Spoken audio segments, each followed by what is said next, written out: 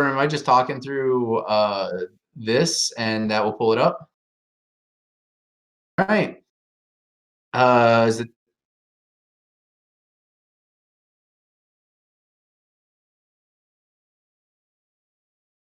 all right? Yep. And I see it on the stream, right? The stream's up. All right. Are we good? All right. Yeah. And welcome everybody to the first Challenge a Mod event here from the Paper Legacy Discord. This is Mr. Jack Stacks up above me, and down here is Doc, DeLeo. How are you guys doing? We are bringing you some awesome Paper Legacy coverage via webcam in our homes from quarantine, but we're still just trying to have a good time. And did I say that to literally? Is there a way for me to see if how many if we have viewers on? Yeah. Okay. Awesome. So it looks like we have turn one, so we have Ivan Luce who is going to be playing Dredge. Yeah, City of Brass, and he's on LED Dredge. And oh, we need to change the name from Beyond Sadistic to Charbles. And what is Charbles on, Jordan? Most likely some sort of crazy Aether Vial. Blue, white. Okay, so Charbles is known pretty well to be playing some crazy brews. I know his usual thing is he had some sort of Lurin deck or something like. So, did you suggest this blue white taxes? No. The district was asking why you couldn't hear. Okay. Okay. Yeah, can we change the Beyond Sadistic to? Yep. I'm handling Cardboard Live stuff. Yeah, no worries, dog. And here we see, hey, Ivan going for a fat dredge. Let's just start things off. He's already got 1, 2 bridges. No, he's got, yeah, it looks like 2 bridges, a Narcomoeba, and an Icarid starting off. And we got, oh, man, Charles is already down to 17.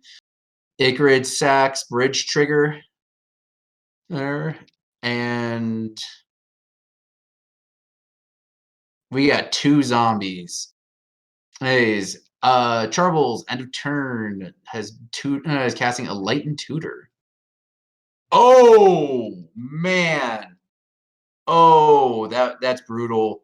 He goes and finds main board resting peace. Oh. Oh, this is gonna be brutal. Oh man.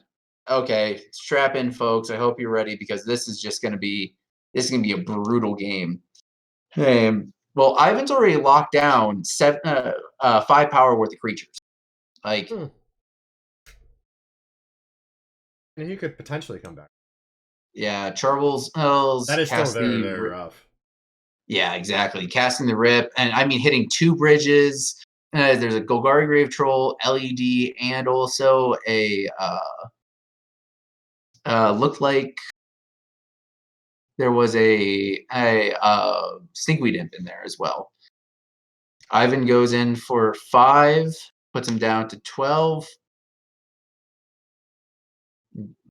Looks like he passes the turn.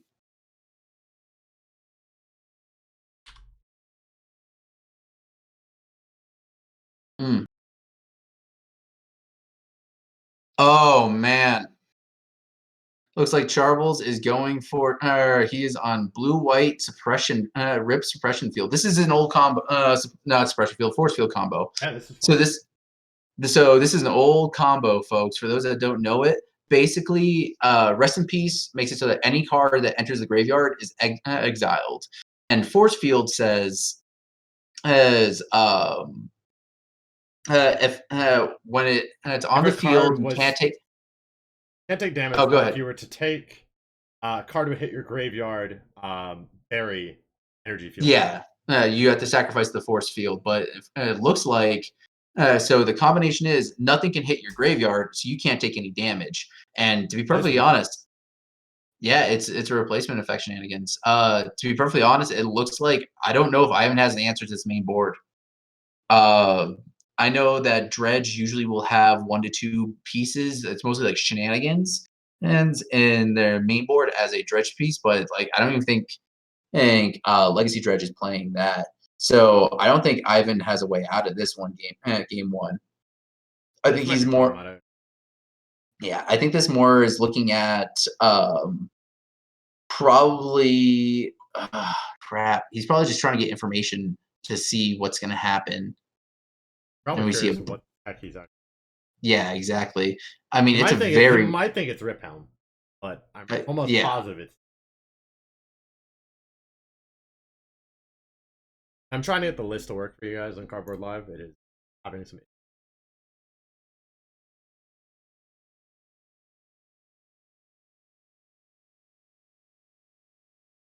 Yeah, I don't think he has an answer to this main board. And it's not every day that you see Dredge losing game one, but main board rip, Enlightened Tutor to main board rip. That locks you down hard. Oh yeah, there's the helm. There's the helm. Is that At a the helm, land tax? it's game over. There's a land tax. Oh my gosh. Is that a Yeah, land tax? that's a land tax. That is a land tax force field combo. Good lord. And to be perfectly honest, I don't think That Ivan's looks like got a game. chance Yep. after this. That's game. Yeah, that's game one. Game one goes to Charbles on his force field rip combo. Wow, that is wild. Oh, Definitely a good. oh yeah. Oh yeah, and you don't see Dredge losing game one often, but when it does, man, is that backbreaking. He has to fight back now 2 games off the back of his sideboard cards, which now Charles can bring in even more sideboard cards.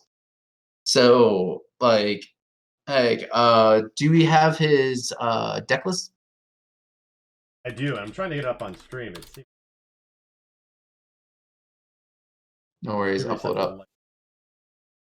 Yeah, man, that was brutal. All right, so let's see what Ivan has to take this on. Ivan is on. Come on.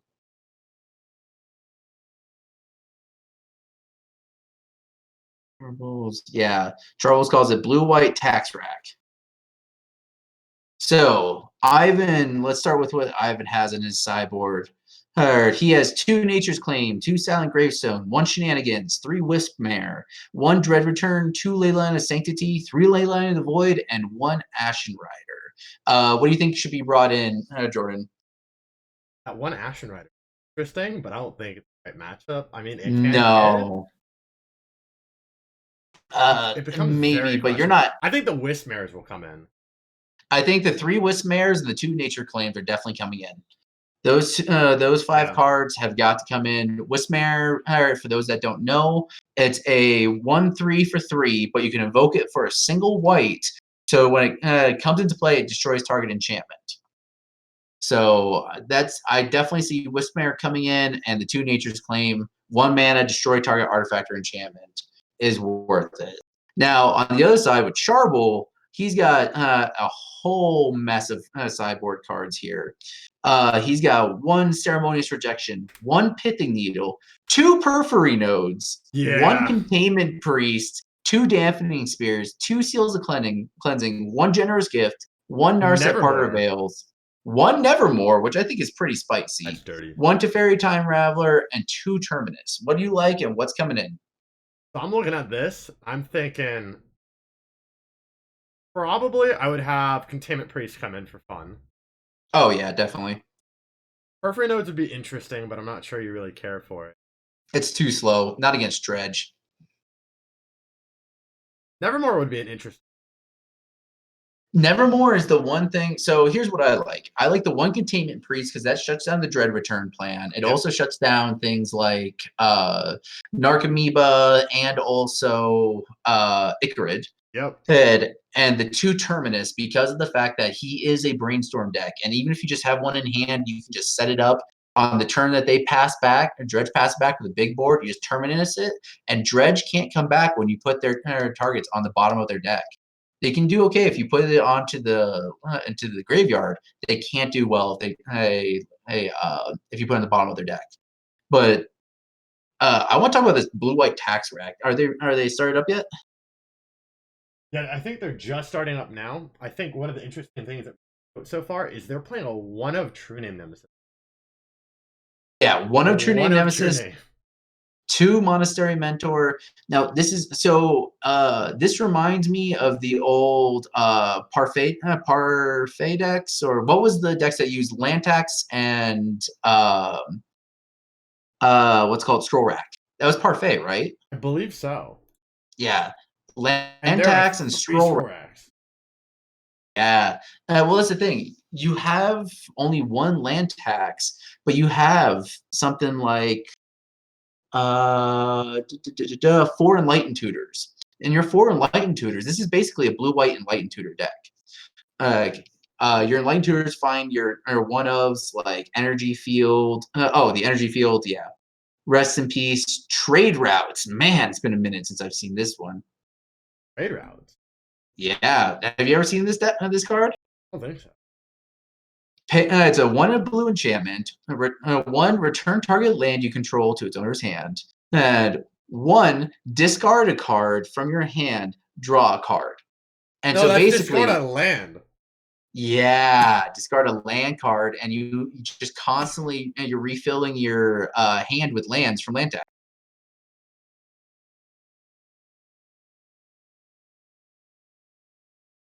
And I think Yep. Ivan took the Yeah, Ivan took the play, and how many? Do you see any mulligans? Mulligan. Trying to run up Cardboard Live. Sorry, guys. I'm trying to get you all deck listed. No worries. So Ivan starts off with Mana Confluence, take 1 damage, and he is going to Faithlessly Loot. Draws 2, discard 2, the powerful sorcery that's been banned in Modern, which is too good for Modern.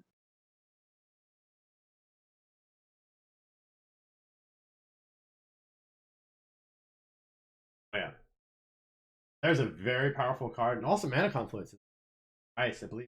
Pioneer, and it's Pioneer, yeah. That 5-color Niv Mizzet BS. All right. So my question is, what is Ivan thinking about with his hand when it comes to playing around Rest in Peace? Because we know that Rest in Peace only comes to play on turn 2. Is he going to be trying to go for like a really big graveyard really fast? Or is he going to be trying to play more conservatively? Ooh, I think there's he an wants to go LED. fast. I think so. I think fast is where he's going to be. So he plays an LED, but he does not crack it to flash back the Faithless Looting. I think he's going with a little bit of a safer plan right now. Charble's cracks goes down to 19. Both of the players at 19. Oh yeah. I believe I just got Cardboard Live to update. Oh, nice. Yeah. Good to hear. I'm sure our subscribers. I'm sure our watchers would definitely like to see these deck lists because they are amazing. Ivan is a long-time Dredge player, been playing Dredge for as long as the mechanic has existed. So the guy really knows what he's doing.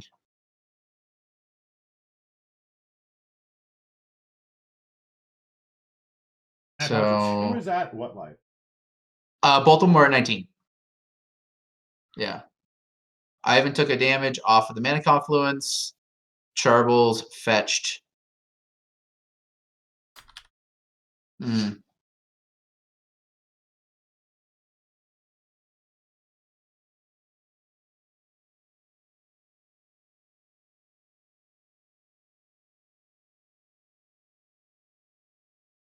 And it looks like Ivan's trying to consider his play. He's got 1 Narcomoeba on the field. No, I don't see a Cabal Therapy in his graveyard, though. I think Cabal Therapy is one of the most important cards right now Just so he can rip away any sort of any sort of rest in pieces or anything like that. He needs to get rid of that graveyard hate before he can fully commit to like a stacked graveyard.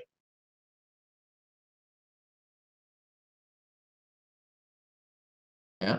Light Intuitor. Oh god, no. Oh, here it comes. Oh man. Looks like Ivan. Yeah, looks like Ivan just said go after dredging a little bit. I think Ivan is kept this on a nature claim. Looking at what he has and such like that, Ivan is definitely has a nature claim in his hand. But the thing is, will Charbles play the turn 2 rest in peace? Does Charbles also sniff out the nature's claim? Charbles fetches goes down to 18.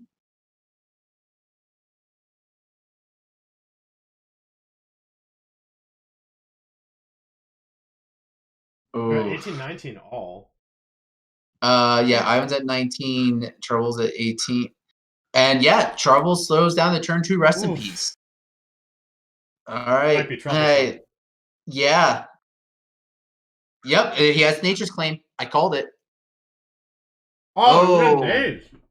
Oh, he's got the days. Is he going to crack it? Oh, he doesn't crack the LED to Doesn't pay for crack the the days. LED. Okay, okay. I bet you. Oh, he probably has another piece because that was a really fast. Does he have? He might have a Whismer or something like that. So he swings in for 1. Charbles goes down to 17. No, That's he the just hope of passes shutting the it down. turn. Oh man, this LED is not this LED. This rest in peace is going to be a really big problem for him. Oh yeah, he's got the land tax. Oof. But Might be interesting. so what's really interesting when it comes to land tax? Have you ever seen the old blue white tempo list from that are actually they're more popular now, but it's running like Fathom Seer and stuff like that, and you're trying to get an card advantage off of things like Weathered Wayfare and Tithe. I kind of remember that list. It's been a long time So since I've seen yeah, I mean it's very rarely. It's Julian has been playing with it a lot more now. It's a very fun list. But this is from about like 5, 6 years ago. Actually, more than that, probably around it. eight Have to years be. ago. Oh yeah. So what you can do is you can daze your own spell and pay for the days to return a land. And so way you're down a land and activate land tax on your upkeep. Hmm. So you can go up 4 cards on your turn. It's insane. And it's a really interesting way. I don't know if Charbles has a lot of experience on this type of deck, but that's the type of play I've seen before. And there's a end of turn Containment Priest. Man. Or was it turn 3 Containment Priest? I believe end of turn. We're now going into. Yeah, turn 3. Turn 3 for Yep. Charbles. The draw. Yep. And now he has a clock on top of more graveyard hate. Man. And Charles had a beef with Ivan. I don't know where it came from, but this is a hateful dredge deck. Man, I feel bad for Ivan in the first round. This is rough. If I'm not mistaken, it's 7 12 all. Trying to rush it down. Oh, there's a Oh, he's Cabal seven. Therapy. Yep. You know, knowing his hand, what could be in it? I think it's 17-15. 17, 15. Yeah, because he's only fetch and taking 2 hits from the Narcomoeba. So 15 or 16. And Interesting. oh man. I don't If think we're he looking at hit, but a CB, we're looking at a rest tax and a path to exit. oh, I don't think I have to say, Ivan, I don't think you got this one, buddy. You know, love you to death, but man, that is a brutal looking hand. And he can't even flash back the Cabal Therapy. Oh, and here comes the Path of Exile. Does Dredge even run a basic? On his list? Yeah. Check. Nope. Nope. Nope. That's going to That be a Path of genuine Exile is fail to 1 mana find. exile. Yeah. Oof. Oof. Oof. Oof. Ivan, buddy. I love you, dude. But yeah, this was a rough first game. Man. Yeah, it should still be 15, 17. Yeah. Hopefully the players will correct that. Yeah. Well, Ivan just took. Yeah, he just took Two. 2 off the Be 15. Containment Priest. It should be 15-15. Mm, They took down from the Narc Amoeba. yeah. This is a hateful deck. Man, I'm glad I didn't play against this thing.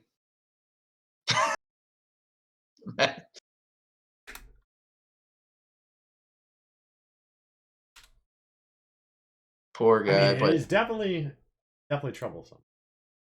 yeah. But I don't know what his outs are besides hitting out the Evermare, or just I think the Wismare. I think the Wismare to kill the Rest in Peace, but there's another Rest in Peace in hand. yes. So he's got to go kill it with the Wismare and just dredge like you wouldn't believe. Like the guy's got to go for a hard turn and just try to generate either a Hogak or because he burnt the Path Exile on Narcomoeba. Yeah. Personally, I wouldn't have done that. I don't care if I'm taking 1 turn, you're taking 2, and your plan is shut off. Finish the good clock. Yeah. Oh, he's playing Revealed Hand. So those 2 cards are still in his hand. We don't know what the other 2 are yet. He's playing a second Rest in Peace just for the extra goodness. Yeah. Ivan's down to 13. This is a brutal beating. Yeah. Man. Probably not the best matchup. No. This is one of those matchups that you just accept the loss on. You're just like, you know what? I got main board Rest in Peace turn 2 every single time. At what point do you scoop it up on this? Playing for pride, yes. You're playing for pride. But I mean, he does technically have outs. He does. It's hard. I don't know if he's running Force of Vigor in his sideboard. No Force of Vigor. I mean, he does have 3 Wismare and 2 Nature's Claim, and there isn't a clock. I mean, taking 2 a turn is not a clock. So he does, in fact, have outs. He does. I mean, if he gets a double Wismare and evokes them both, yeah, could work. Ivan takes damage. He's down to 10 from the Mana Confluence. Oh, no, he's still 11. I think he's got some action. All right, let's see where we're going. Are we gonna evoke something? We are evoking something. Yeah, that's an invoked Wismare. There's gonna be a counterbalance trigger, I think. Yeah. Oh, he is responding with an Enlightened Tutor. That is Is he nasty. gonna find a land tax and put it on top? No, he needs a 3-drop. He needs a 3-drop. Oh, that is disgusting. Enlightened Tutor can find artifact or enchantment. So what options does he? It can find scroll back to basics. Could get a D sphere. Could be a web. Could be a solitaire. This is gonna be disgusting. Oh man. Oh, that is mean. There's the D sphere. Oh my. Oh, I feel bad. Oh man, that's brutal. It's brutal. Just flip it up and then be like, I can just get rid of any Evermare that you ever have. Don't worry. And game. Like I'm calling. I don't think there's an out here. I don't think there's now. His out was definitely in that Nature's Claim that got dazed, and then in that Wismare that just got counterbalanced. That was brutal. That I have to say, this deck is terrible. This like terrible as in mean. This thing is just disgusting. This thing just beats up on Dredge. Yeah, this thing is made to beat Dredge. Main board, Rest in Peace. Ugh. Oh man, I feel bad. Poor guy. I mean, at best now he just has to draw into nature and another Evermore. You know. Yeah, I think so. Something like that. A Wismare and a Nature's Claim. Yeah, we've seen 1 Nature's Claim. Oh yeah, this. Does he know the card in hand besides the 2 that are already there? Oh. Yeah, that's definitely not. And that's a Terminus on top. Yeah, like even if he does set up something. This is just over. Insult to injury, just stacking on stack, man. No trigger, of course. Just Yeah. slowly but surely you'll be whittled down. Death. Oh my god. Yeah, this reminds me of the top days. The top days were worse. Oh yeah, get away. Make it. The top days were definitely worse. The top days were just okay. Well, I mean, you have top and you have counterbalance. Okay, well now I'm gonna spend 10 minutes setting up the top of my deck. And we know every card 6 card down, and I know I'm not gonna be able to resolve anything. And also, they played 4 Terminus's main board or something like that. Like, Oh my lord. Dustin used to be able to play Entreat from the Angels. yes, they ran 2 Entreat and like 2 or 3 Terminuses, and just 4 Swords to Plowshares, a Path to Exile, and then like they could bring in a Supreme Verdict as well. Like, Absolutely. yep. Ivan's holding strong though. I have mad respect for this gentleman. He is gonna take his beating and he's gonna take it well. That a trade route on the That battlefield. is a trade routes, I think. That is an interestingly fun card. So if you don't know Yeah. what trade routes is, it's a generic and a blue for an enchantment that says pay 1 colorless, return target land you control to its own hand. And then if you pay 1 and discard a land from your hand, you draw a card. Bit weird. Mm-hmm. Not encountered often, but if you're playing the right deck that runs counterbalances, it can be a good card. Yeah, if you're constantly refilling your hand, and Charles is running something close to he's running 7 islands and 6 planes. That's 13 basics that he can just continuously search up. And it's not even including ones that he put back off a brainstorm. And almost every single brainstorm of his after he's in his land tax like once or twice is just an ancestral recall, basically. You're drawing 3 fresh, amazing cards, putting back some bullshit and shuffling it away.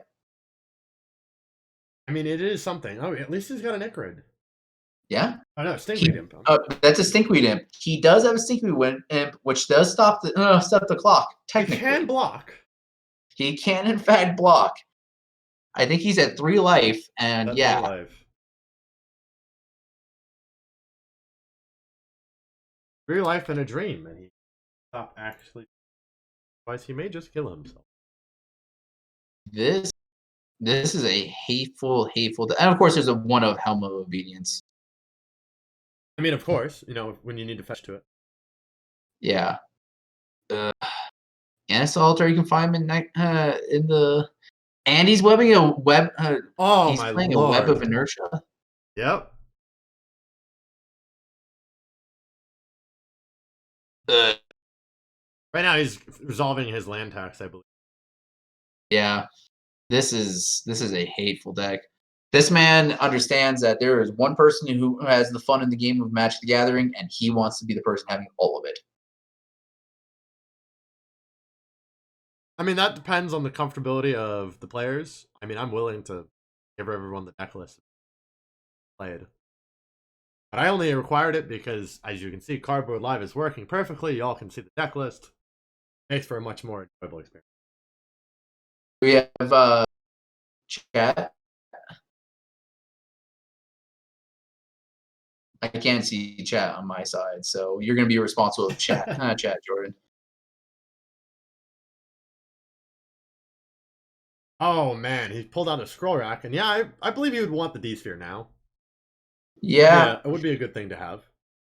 Oh, and he did a trade route. Just discarded a land to get a scroll rack.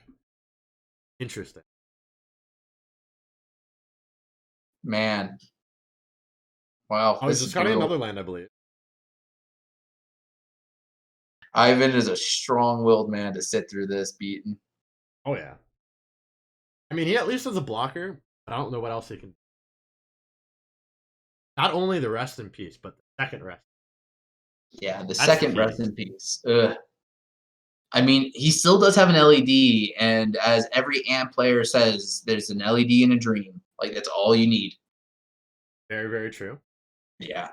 You just go. You can he can if he is able to remove both rest in peace this turn, he wins. He can create an insane board, but I mean, then again, he has to pass it back. Do you And we see the know, hand? Rest in yeah, peace let's in say, hand. Oh my lord. yeah, he has 3 main deck rest in peace. And you're This about to is see them because they're in his hand. This is brutal. This is a brutal pickle where you attempt to murder yourself by a mana conflict. Yeah, take the honorable way out, seppuku, Oh yeah, or commit Sudoku. Sudoku. More Yeah. appropriate. Yes. Oh man. Yeah, I mean, Oh at this yeah. point, you're playing open hand. You don't care. You're just like, yeah, try and guess what I have. Like I have answers to everything. This is when like the miracles player, the top miracles back in the day, would just hold out their hand of just counter spells and be like, what? Yeah, like counter spell, 1-for-1 removal, counter spell, counter spell, counter spell. There seemed to be some kind of a discussion of how interaction of trade route and roll rack works. Yep. Something with the counterbalance trigger. This is a disgusting. Yeah. Oh, he's gonna be tapping the mana confluence. Oh, he's got the nature's claim. Nature's claim. Do it. Do it. True life in Do a it. dream. Come on, Ivan. Where's the True trigger? life in a dream. Where's the counterbalance trigger? Come on. Come on. He's got it. What's on top of the library? Because I know he doesn't have a counter. Come on. Get it, Ivan. Get it. Get it to a round 3. Get it to a round 3. Or a game 3. A game 3. Come on, buddy. He gets it. He gets it. It does resolve.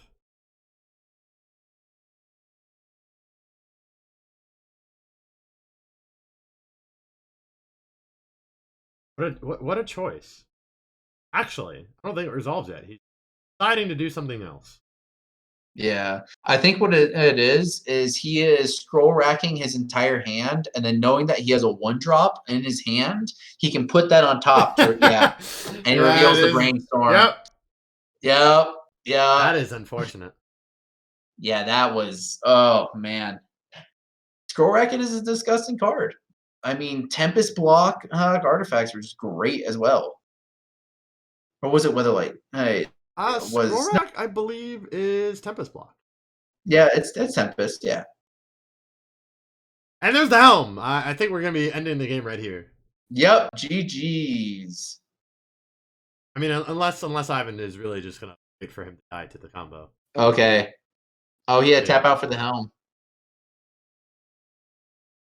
Because remember, you do need 1 mana to activate. You do need 1 mana to activate the helm. X cannot be 0. Yeah.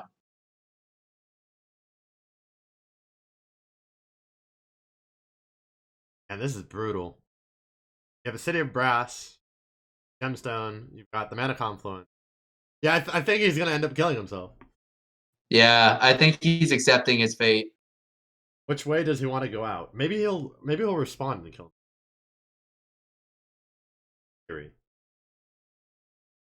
That's the best way to do it. Playing bridge from below. No, I think he's just showing his hand.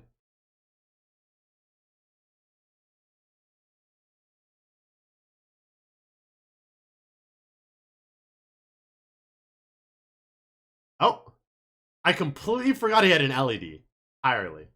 Yep. That's how long this game has gone on where LED didn't actually matter at all. The LED didn't matter at all.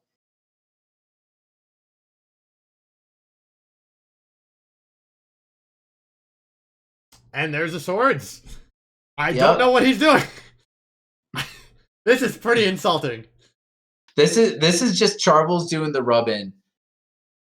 You know, I commit Sudoku. I mean, Ivan refuses to quit, so you know what? Good for him. I have mad respect for the man.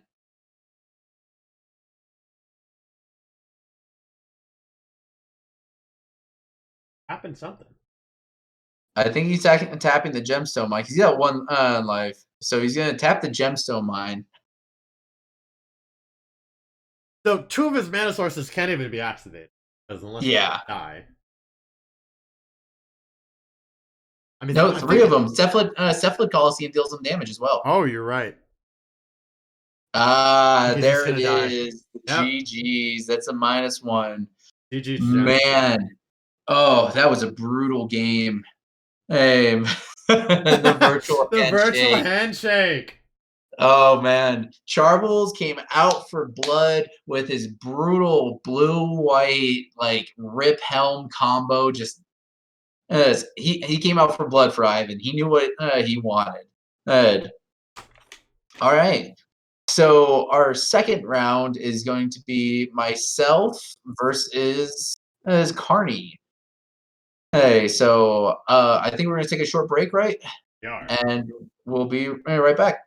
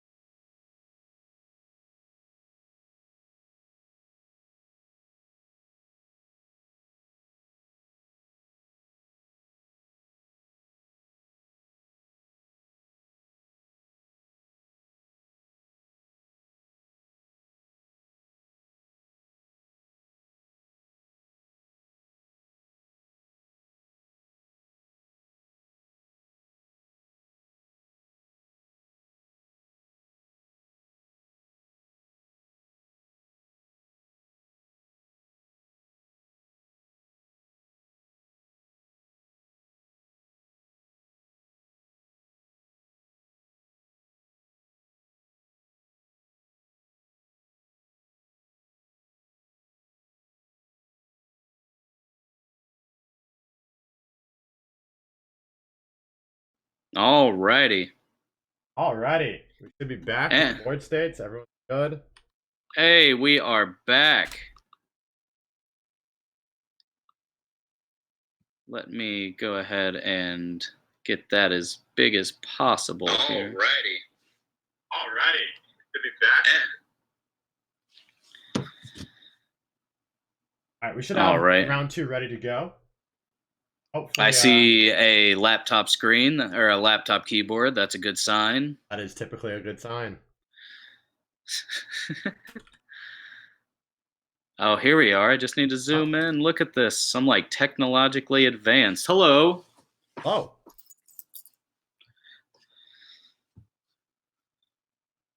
Got a nice face cam for 5 seconds there of our boy Carney. That's right. Shout outs to our boy Carney here. He's got good looking cards, good looking face. Oh yeah. And he's on Azoria Stoneblade against Bug Gak, I want to say. No, Bug Zenith. All right. Bug Zenith, huh? Who do you think is gonna win? Bug Gak versus Bug Zenith, huh? Well, I mean, I don't have too much experience with the Gak deck personally, but I do enjoy a good graveyard deck, and I think that sometimes I do know that with Bug Gak, they have a lot of ability to grind a bit, and so he may be able to just go under the Bug Zenith deck just by virtue of being slightly degenerate, but still also being able to play the long game, I would say, due to the virtue of the deck itself. Essentially. I mean, the life game is really there. Carney. Yeah, I mean, I think it has to do with how much graveyard hate Doc may have. So we have a Tundra Ponder from Carney. We're flipping over. We got looks like a snow covered right into a Noble Hierarch. All right, we're passing. He fetched straight to a Tundra just for a Ponder. I wonder if he's Landlight, typically on an Azoria Stoneblade player, if you're going to be their turn 1. Might be a little bit late. You said he's on Gak, though, right? Doc is on Bug Zenith against Azoria Stoneblade. Oh, I don't know where I heard something about Bug Gak. What's that there? That is a Stoneforge Mystic. We got a Stephanie coming out, huh? Oh yeah, I need to fix it. All right. That's the real clock. Very nice. We are waiting for a response here, and it looks like we got a little bit of glare. Is that GT coming out? I think it's because our players have a lot of natural sunlight and our screen. Got a Stoneforge into a GT, which is pretty good. We basically just want to start getting them into the dark, then, huh? Apparently, black magic should only be cast in the dark. Yeah, definitely, certainly. All right, so are we tapping? We're getting a blue for a brainstorm here. Interesting. Looks like Carney's playing the old classic Pokemon Energy Islands on his side. Getting prepared for the companion mechanic, I see. For however long that may last in life, depending on what the banned and restricted list. Absolutely. All depending. Figure out. He's fetching away some cards. He's not looking like he wants those.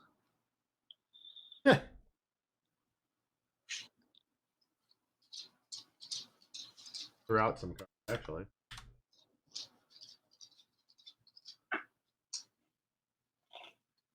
What is that there? We got a snow-covered swamp. Okay. Let's see what we got here. We may he may be holding up mana, possibly Abrupt Decay, Assassin Trophy, something like that, if he's really desperate to get rid of that GT, but you never know. I don't want to speculate too much, but let's see what he's got. Sylvan Library is what it appears. Interesting plan. Also very interesting to note is that he's playing basics only right now, which actually helps him. I don't think he realizes that Azoria Stoneblade is playing 3 Wastelands. Oh, he hasn't seen any of them. No, but this might be helpful. He's just playing it safe, it looks like. Speaking of which, there she is. Oh. I bet Doc's feeling good about that. What do we got there? Is that a Delver? Delver Reno. Is a Delver. All right. You have 4 Delvers, so this is the old Delver Blade list. Delver Blade. All right, so let's see. Doc's going into his draw step. We're going to see some library action here. Famously, this card had an incidental printing where it actually had an activated ability for 0. Correct. The 5th edition it was? I believe it was the 5th edition in white border. Yeah. Actually, one of the most expensive editions. That's absurd and also incorrect. You gotta live the meme. Yeah, apparently so. People are like, what, putting pithing needles out on people's sewing libraries now? You know, it's a valid target. Is it a good target? That remains to be seen. No, I'm going to guess no. All right, so I didn't see what he did. Did he take any extra cards there? I didn't see any extra cards being taken. Okay. However, now he has all of his colors. All in base. So we're getting 3. We got a Leovold. Getting Leovold? We are. Ooh, that's pretty dirty. Yeah, we're living in Leovold's world now. In the box topper Leovold, too. Sick. Pretty all spicy. right. And we have an Astrolabe. Oh. Is he gonna counter that Astrolabe? He is not, so well. End of turn, we got something coming out from Stephanie here, and it will be that Jite.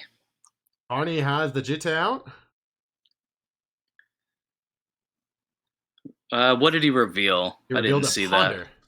That. Okay, well, that's a good one to reveal there.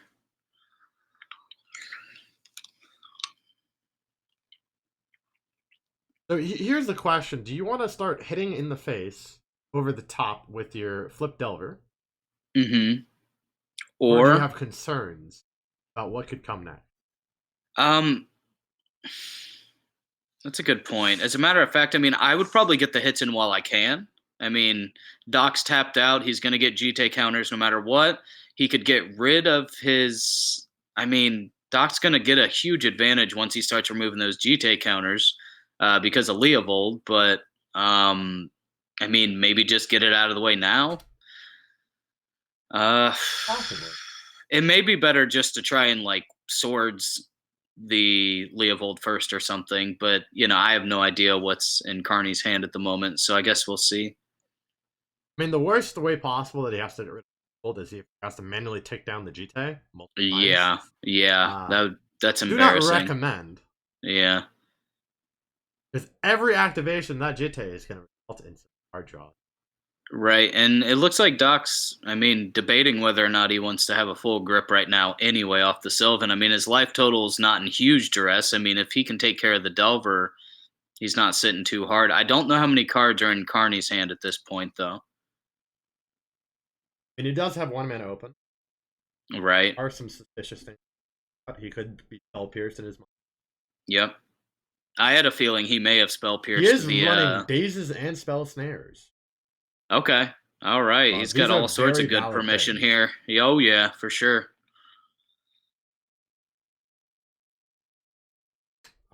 First duel out of Doc's side, we see it.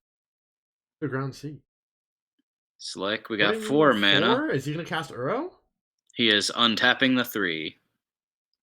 He's floating the 1. Got an Oko. He's got Jace. He has an Uro and a Quest. All valuable things right now. All possible options. All potentiality. Mm-hmm. Now let's see if they become actualities. We got 4. 1 for 4. We are looking at a green sun for 3 is what I'm looking at. And we are getting a spell pierce. For our troubles, yeah. Yeah. If he had the Uro or the questing beast, obviously wouldn't have happened, but hey, you know, that's one of the I guess you could say cons of playing. Life giveth and life taketh. That's right.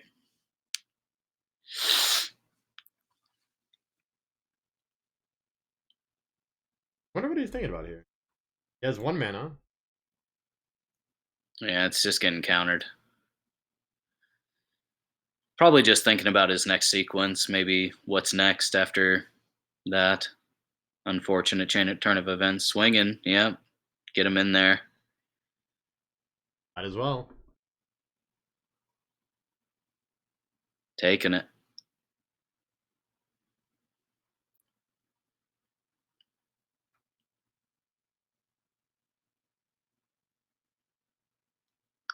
Honestly, this is still anyone's game. I mean, Absolutely. has more of a card draw advantage here. However, We got another the tempo Ponder. is much better on Carney's side. Oh yeah, certainly. That's just a classic. He could just Delver him out. Sylvan Library does look a little silly in the face of a Delver sometimes, potentially.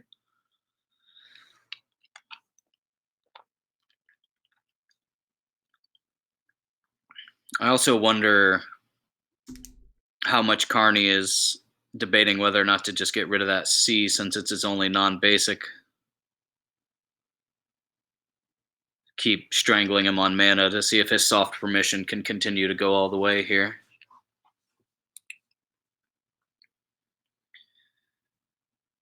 Okay. Does become are looking for an attack. Attack with both. Yeah, he's going into the red zone here.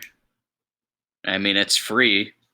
Besides a potential push or something Doc may have. Nope, Doc's taking it.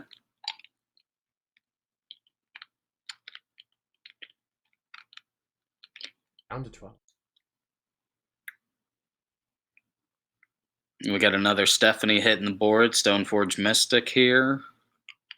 Oh, you're right. That is a questionable thing. Did he draw off the Ponder?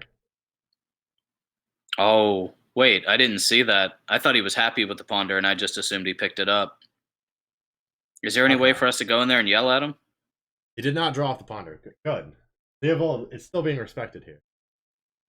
Oh, yeah, what am I talking about? Yeah, Ooh. I was thinking the opposite.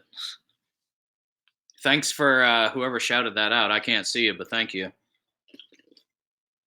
That makes sense. Here I am confusing myself. Like, yeah, I think you drew off the Ponder, right? Oh wait, I really hope not. We're in Leovold's land here. Okay, so I believe Doc is down to 12. Yeah, he's at 12. 12 so 14 is still live, but that GTA is starting to look very scary. He's gonna have to do something to get rid of it. I mean, once again, I'm not able to pull up the deck list at this very second. You're looking at 11 damage live after you +2 every time. Yeah, he needs to get rid of the GTA. He needs an Abrupt Decay or something like that. I mean, he does or even a outs. board wipe. A board wipe would be sick. He does have outs. It just really depends on. Yeah, I mean, he's drawing. He's looking.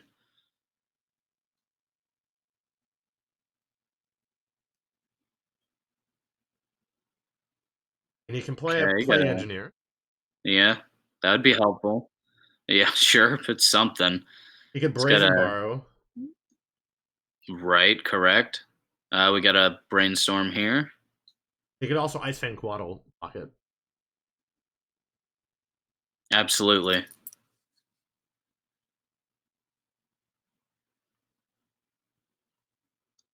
Well, then again, if he plays the Ice Fang Quaddle, the trigger would go on the stack, and technically Carney could just get rid of the Quaddle before blocks, right? Yes. It would be definitely a trigger on the stack, and there'd be problems. Yeah, that seems like a losing proposition to me. Goose. Hey. Standard All-Star. The new Goose is loose, apparently. More interesting. Yeah, I mean, I'm not going to get into that, Supposedly. Divisive, inflammatory, possibly. Potentially. Hot takes. Spicy take. Yeah, yeah. Okay, we're going into the red again, as Delver does. He's goosing.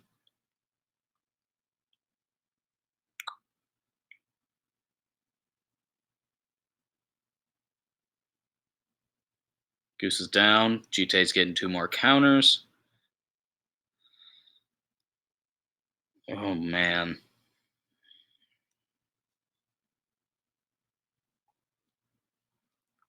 And at this point, do you want to start thinking about playing the Quaddle, which just to get more cards? Yeah. Yeah. I mean, yeah, in general, yeah, I'm thinking about digging for an out. I'm thinking about digging for a board wipe.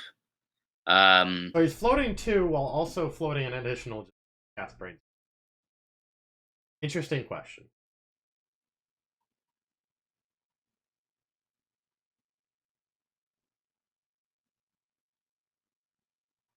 Let's see.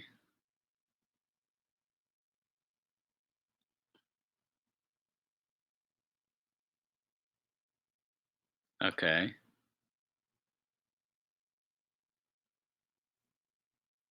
He's just going to take the 1 off the library then. Maybe it's something he really wants, or obviously he's got a fetch, so he might not like those other 2 there then, I'm assuming. Oh, okay. What's that now? That was an end step brainstorm, which is why you saw him tap. Yeah. We're looking at 4. Castle Green Sun again. Zenith. Carney's got a whole pile of lands untapped. But it does resolve. It does resolve. What do you think he's going to go for here? What's he got for 3 besides Plague Engineer. Okay, yeah. And he's going for the Delver Slayer, if you ask me. Gain some life. Get some more advantage, yeah. Green Sun, yep, Green Sun, you're right. The Engineer is black, he can't get it. He has to get it. Oh, yeah, duh, right. Also, does he have, like I said, I don't have the pop out for the cardboard live right now. Does he have any sort of sweepers in his deck, aka Dead of Winter or Toxic Deluge? Looking at his deck main board, all he's got is Plague Engineer. Gotta cast Plague Engineer. Okay.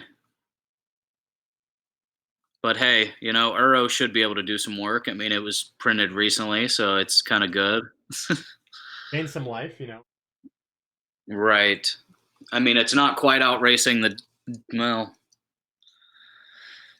it's not going up against a normal Delver. It's going up against a suited up Delver at this point. Yes, but gaining life is always important when you. Absolutely. And seems like nothing else so far is even going to come close to getting through. Unfortunately, no. He's going to go ahead and just escape the Uro now, you think? Is what it's looking like? Yeah, I think that's your only out. You just have to keep escaping your attack. Yeah, get that advantage going. Yep. He did fetch, right, before he put that back on. We lost you for just a second here. Yep. Oh. Don't do it to us. Dead? Is he alive? Oh.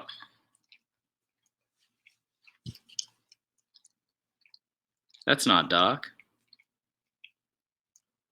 Welcome back, Doc. Minor technical delays and all.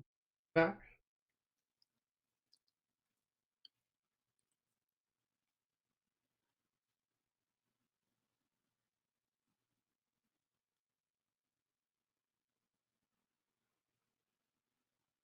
I mean, at this point, you're just going to pray that you have your out every time.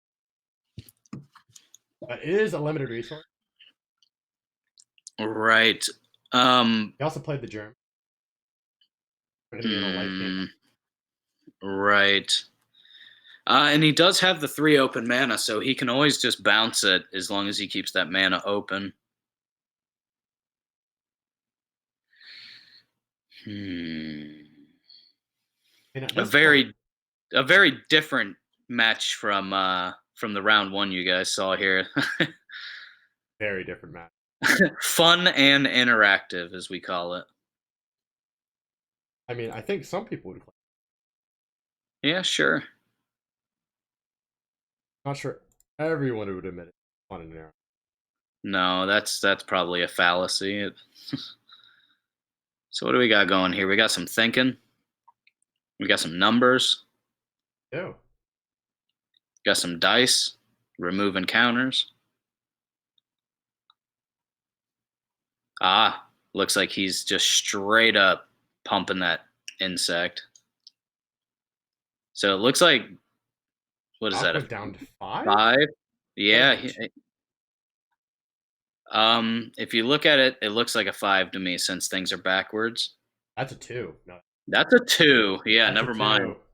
All right, Doc, what you got here? I mean, he will be getting some life off the swing back, but not entirely sure if it's going to be enough. I guess Doc might be able to pull some craziness. Happened for 4. Are we gonna see the Jace the Mind Sculptor? Jace the Mind Sculptor. Ooh, Yep. Force of Will. Pitching Coatl, it looked like. Yep. Oh, we So saw Quaddle Doc's at being used. 1. Doc is at 1. That's all. That's the only life point you need, though, right? I mean, it's 1 life in a dream. You have that. That's right.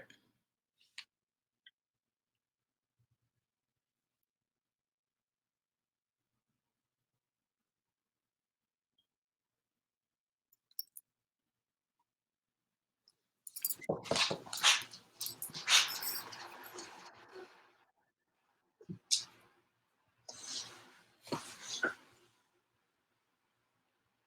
mean, at this point, it's just gonna be a battle of attrition.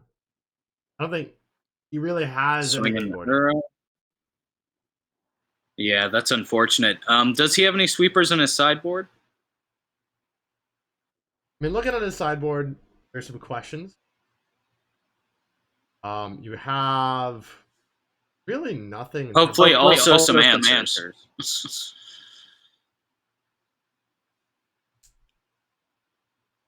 Here's co-commentator is having some mic issues. Echoing.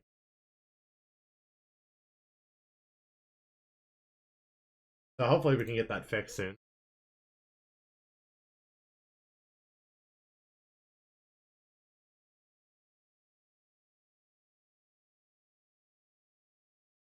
But in the meantime, I'm trying to right now.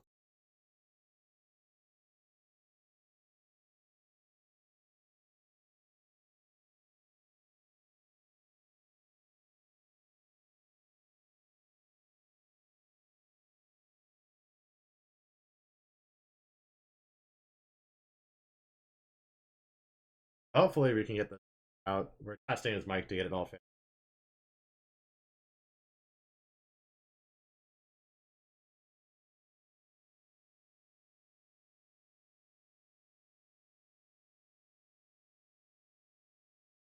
In the meantime, I see an Oko.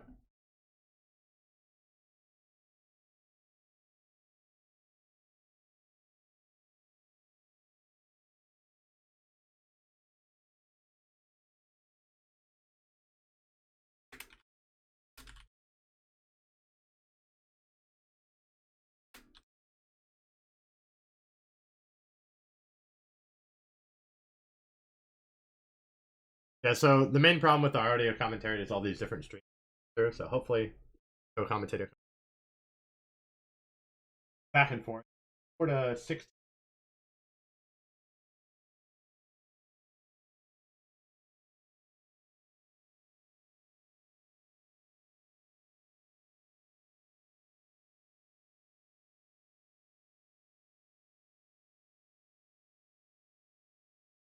Hopefully, it appears my co-commentator Ivan is back.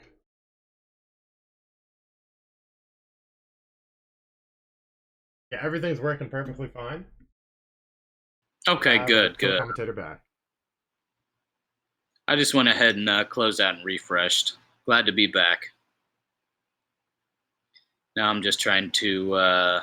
It's just loading up the video feed here for me. Perfect. Well, thankfully you didn't miss too much. 4 to 16 currently. Oh wow, still going strong then, huh? We have a 3/3 elk. Okay. Interesting choice. So the GTA is gone, thankfully. How did we end up getting rid of the GTA We then? have an Oko online. Oh, okay. Sorry, I'm still trying to get into the here. Your good old friend Oko made a surprise appearance. We could call it that. Oh yeah, I'm a fan. I like him. Also had a I know scavenger it's not play. always Three? Give me a council.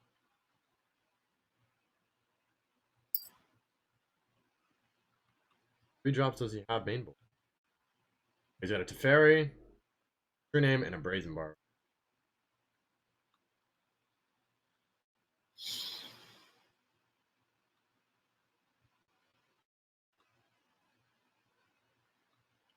We actually have a bunch of interesting decision-making trees.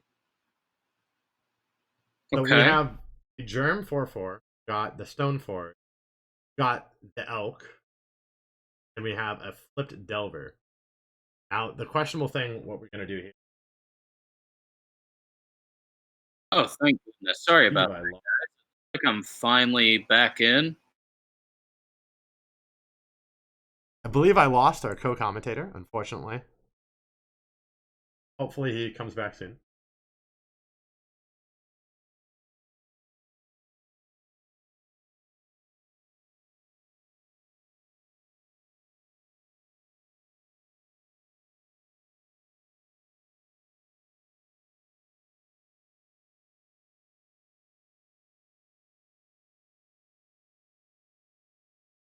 Ivan will be back shortly. Yeah. A little bit broken.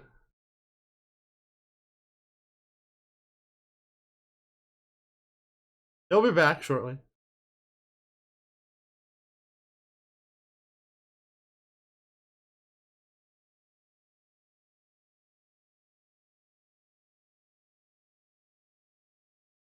Also appear we had some action in between here and there. We got 16-1.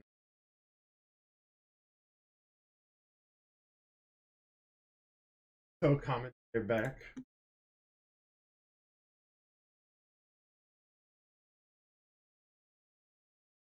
Hopefully he magically reappears. Perfect, he's back. Live again.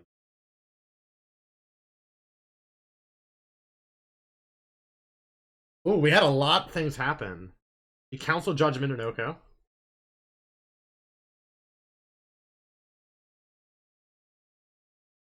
Oh yeah. We have a pretty fair game here now. I believe it is 1-20 now.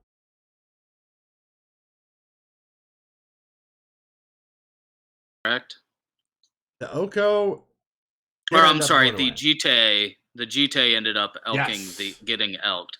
And so where is the elk right now? It is dead. A lot of things happen. Okay. A lot of things happen. All right, so cool. Sorry about that.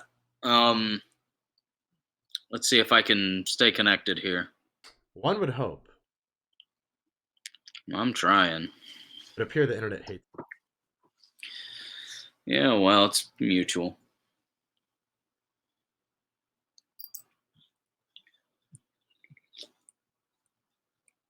We're at 1-20 now. We have missed a lot of turns while we're audio troubles. This game's fire, though. It's going on and on. A lot of ins, lots of outs. Oh man, Trouble wants to know what you're drinking. I don't. Am I allowed to say that, or is that like one of those things that not a sponsor? Or we're fine. Oh, I'm drinking diet soda. I'm not even drinking beer. No, I don't. Well, I mean, I figured. I always try to tell people that I take food very seriously, and so I don't get a lot of extra beer calories, if you know what I mean. Oh, I understand, but you are being called out by your fellow moderator. Well, hey. Well, Sadistic is beyond disappointed now. Can we is he going to change his name to Beyond Disappointed with Ivan then? I wouldn't be surprised. That's fine. So during the meantime of that, we had a gain back of 4 life. We had a questing beast come out because Pro is back in play. This is some shenanigans. This is some premium grade shenanigans. Some premium 2019-2020 MTG shenanigans.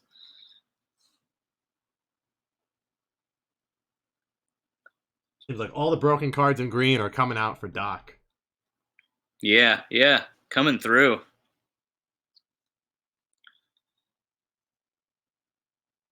Meanwhile, we have a Delver, and we have a Stoneforge, and what is on top of that Stoneforge in the middle?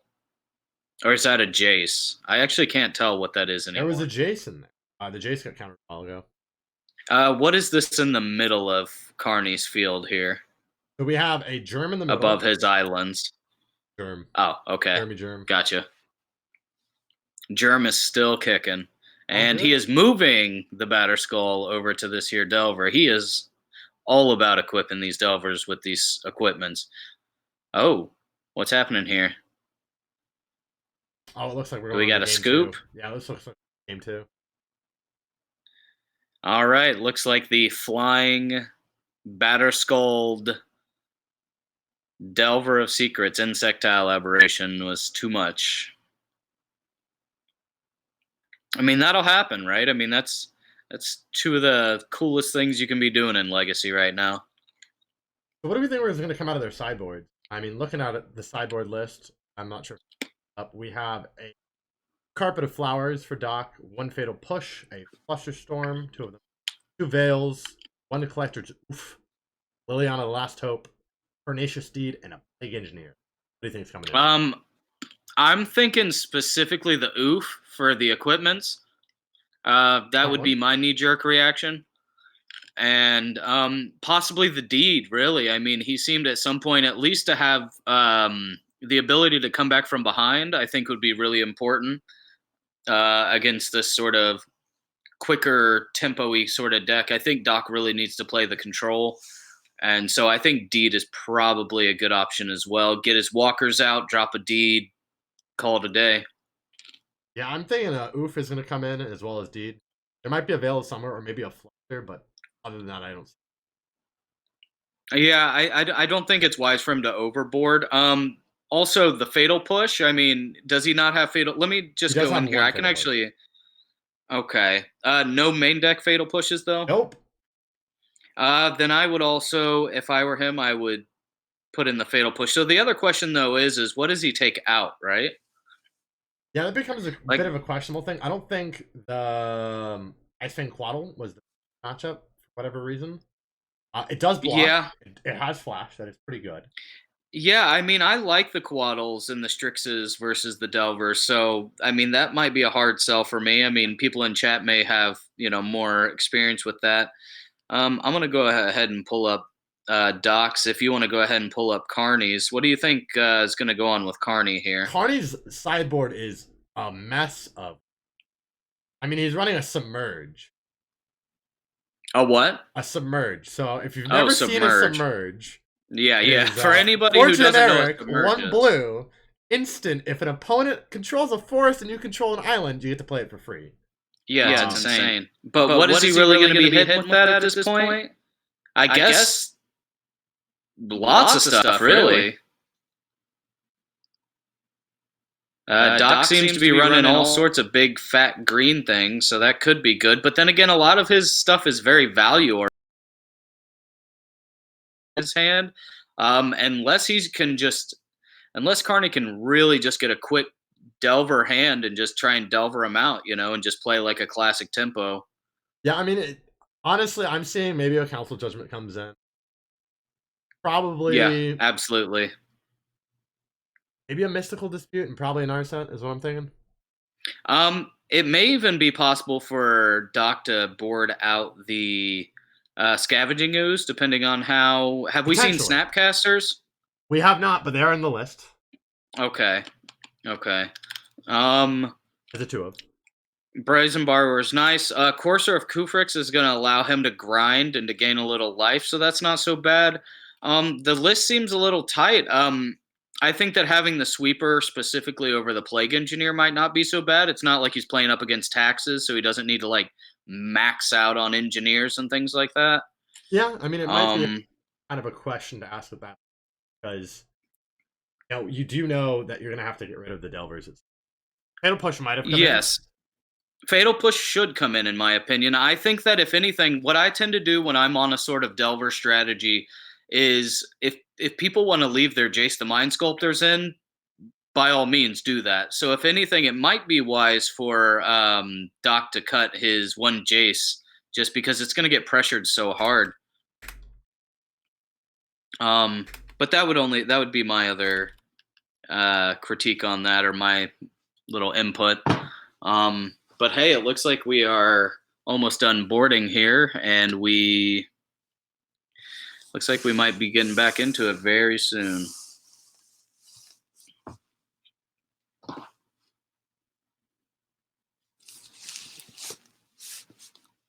It seems they're going back into it. I think Doc is going to be on the play. Smart thinking. And so what is it you're drinking on over there? You drinking on some single malt?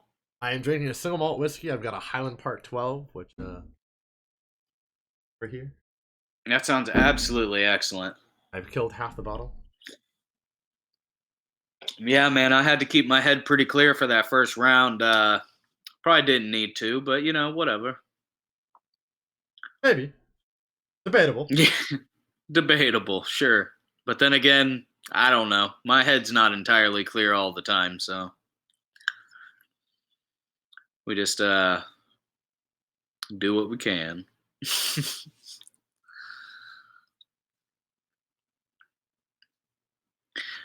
Looks like Carney's got some sweet sleeve tats going on, by the way. Shout out to his tattoo artist, whoever that is. They do a fine job, apparently.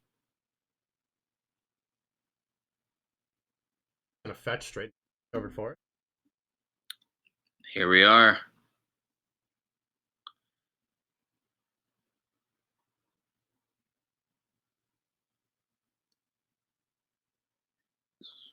Are we going to see a repeat? Oh, we're seeing the sideboard carpet of flowers coming out, huh?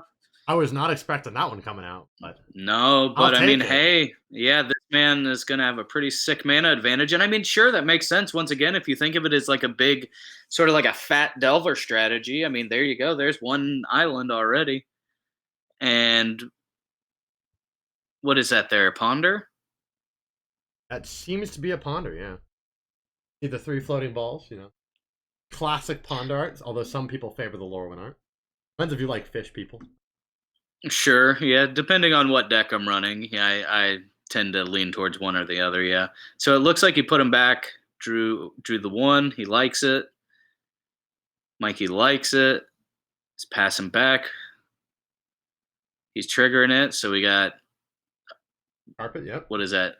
Yeah, we got man off carpet. We got the swamp, and Oko. We got a turn 2 Oko. Do we got a daze for this? Maybe. Oh, we might no. Have no. Got nothing. We got a nothing, and then so we get your food. He's making a food. Oko is live. Let's see what Carney's going to be able to do to deal with this. Unfortunately, he's not running red, correct? Carney, no. I didn't see any red. It's pure Azorius. The last one. Okay. All right. So, yeah, I guess he's going to really want to be hoping for this Council's Judgment then, or else this Oko's probably going to steamroll the game pretty quick, as he tends to do. All right. So, main phase, we got a trigger. He's getting another blue out of that. He's making an elk. I mean, at this point, I think he just wants to be on the planet eating fish. Yeah, I see that elk. Very nice, Doc. Very nice and shiny. The bling coming out.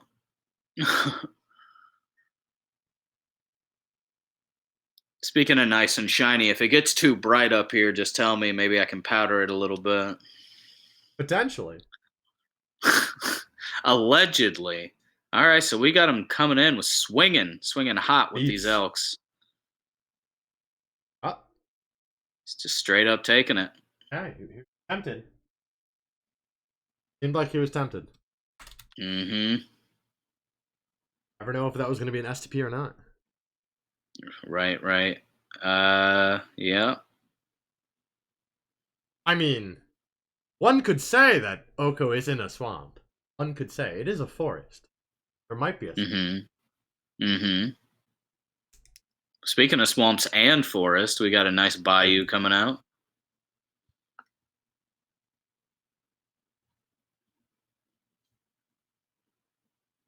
Three. More broken stuff. Ah, green sun for 2. Green sun. So what do you think he's going to get for the... I think he should... Oof. I'm thinking oof.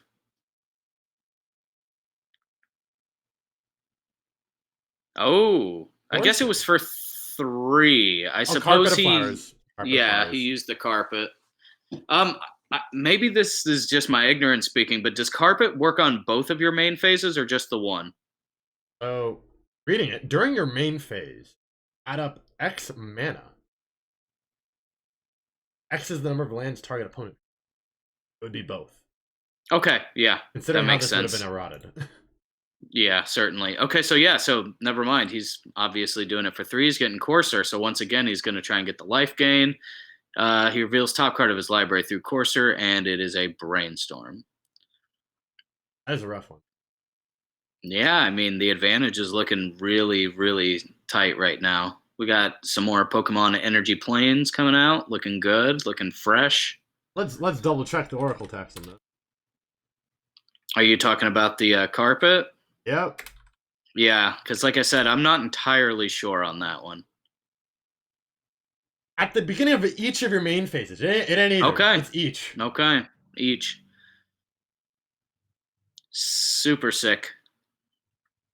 And so Carney drops a Wasteland. All right. Is he going to try and choke him? He is not going to try and choke him. I cannot see what that is. Is that a borrower?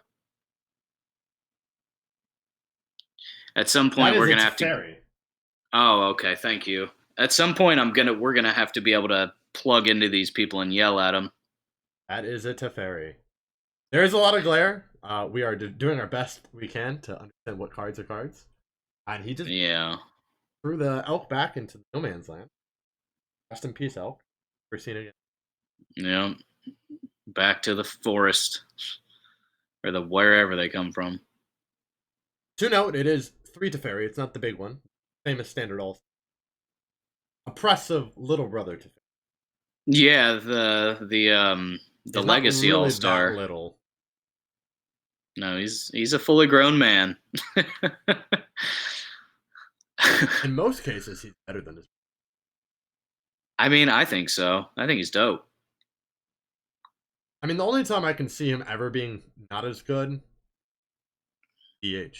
But at that point, you're playing a Chain Veil, and you're probably playing a Oath of Teferi anyways. Right? And that's what people come here for, is that super in-depth EDH commentary we got going on here, huh? Shout outs to all the EDH players out there watching. Thank you very much. We got an Astrolabe. Drawing. At the Labe, gotta get that draw. Gotta get it. The multiple points. I am playing broken cards. Yeah. Did you see that this was a card? Are you sure? All right, we got a Burning Catacombs. I know this card says draw a card and filter mana, but this is really a Deathrite Shaman right here. Right. So probably one of the most contentious cards right now being talked about. Probably the most contentious card in this, since we're not doing companions. But, we shall see. Pretty contentious. I think this is a controlled game, I would say. You're dealing with an Oka that's going to obviously make tokens. Yeah.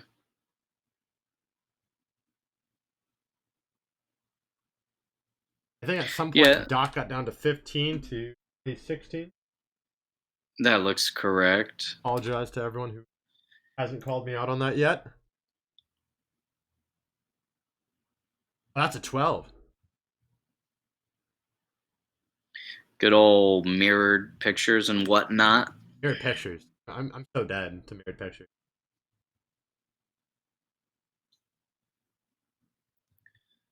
So let's see. Let's see how Carney can get out from under this Oko dominance right here. Once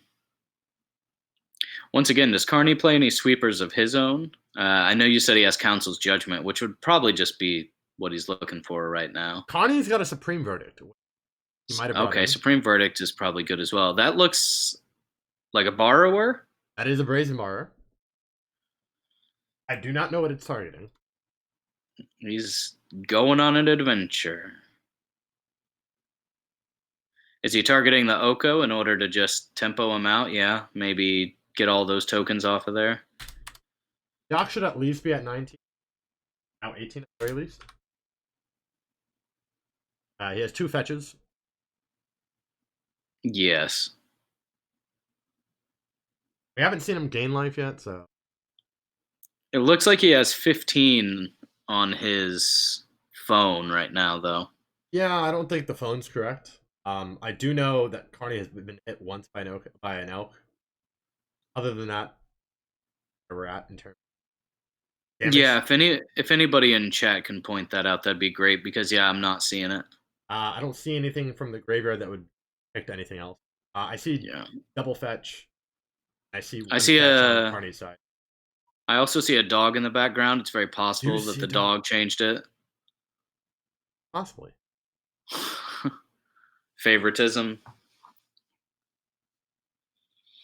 We got the same Oko, I'm assuming.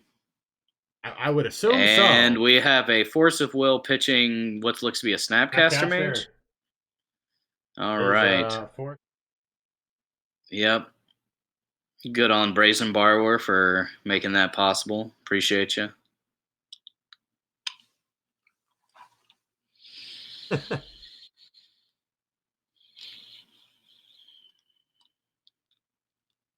So now we're down to 20. And it looks like we have about 15 minutes left in the round. This is a grindhouse of a match. Yeah, I mean, we talked about it. I said, you know what, man, Doc, you got to get with the program, man. You gotta play those combo decks, man. This is only game 2. Game 1 was a slaughter fest of just slugging it out, throwing punches. Yeah.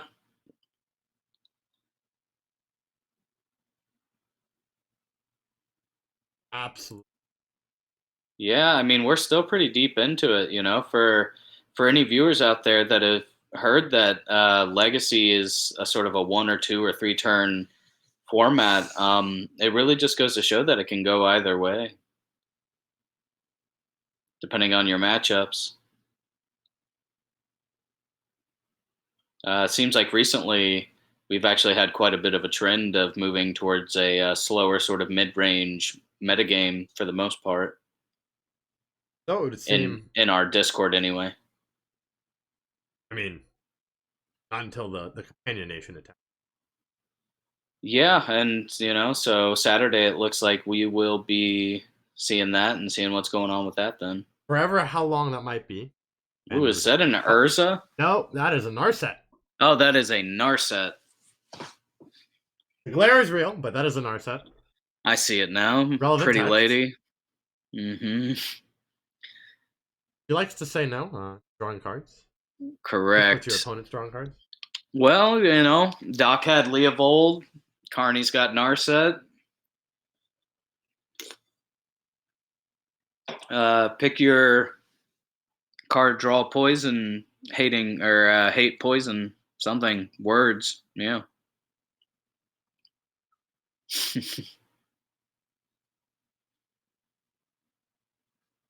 All this freaking diet soda is getting my brain all frazzled. Yeah, we're gonna see a 101 probably. Should I just like go and do a stream and be like, hurry up? Ooh, we got a Brazen Borrower from Dockside. What's he bouncing? I'm going to guess the Narset if he wants to try and get some advantage out of his cards this turn. No. He's going for the Teferi. Interesting choice. Yeah, I mean, he's thinking something. He's got a whole bunch of mana open, so I'm assuming he's one to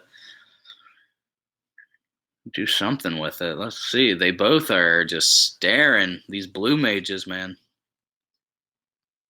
All right, I'm going to pop off. I got to make a quick phone call. You're Yeah, gonna be do your solo? thing. I'll see if I can't just not break again. That'd be Enjoy cool. Ivan. I'll be around in the background for a couple.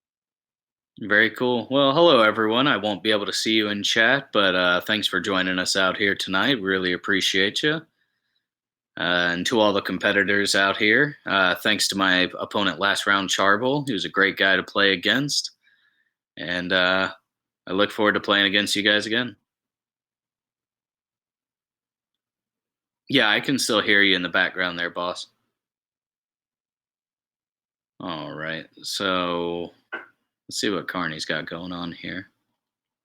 Looks to me that he's replaying that Teferi. Doc has it's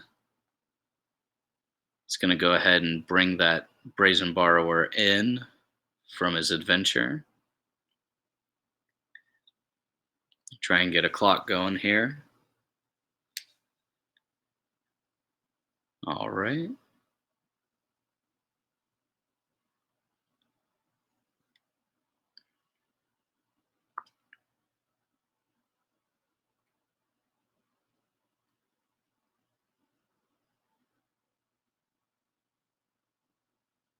All right. Narset is ticking down. He is looking for some more gas here.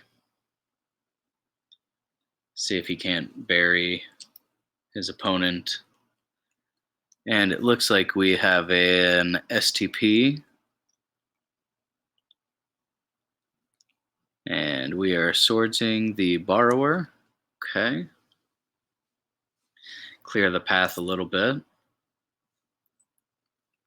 for any potential shenanigans, possibly his own Brazen Borrower. And let's see, what's Doc got up his sleeve now? Looks like he's got the goose. The Gilded Goose is back in action. But Daddy, I want a golden goose. And into the furnace she went. And that's what happens when you're a spoiled brat. So, life lessons, everyone.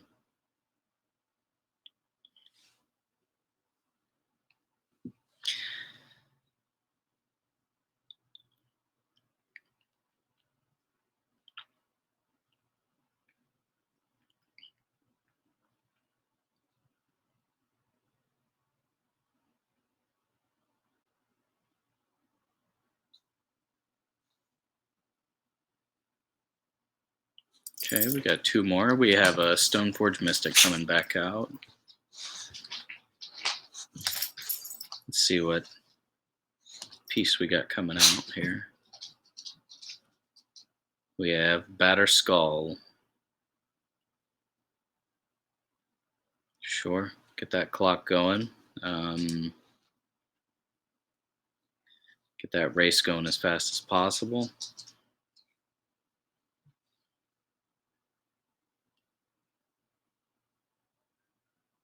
I'm going to go ahead and see if I can't shoot our competitors a message here to let them know that they only have about 9 minutes left.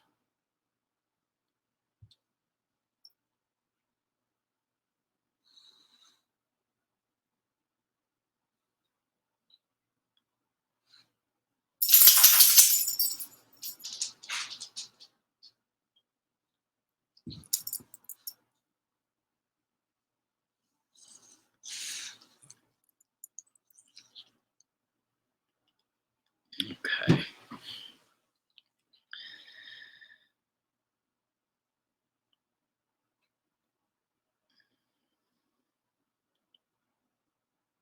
Okay, Doc is pointing to his carpet of flowers. Make sure he's squeezing all the value out of that as he possibly can. And he is playing Jace the Mind Sculptor. All right.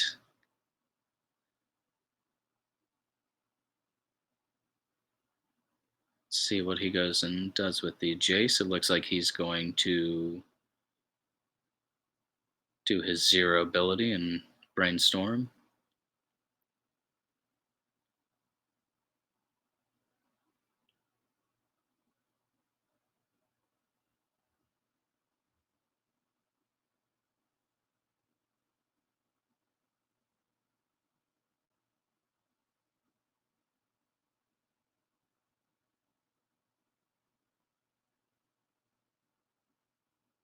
All right.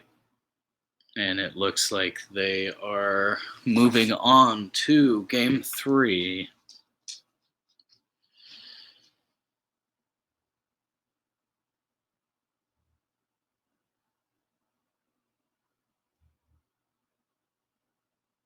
Correct me if I'm wrong, but it looks like,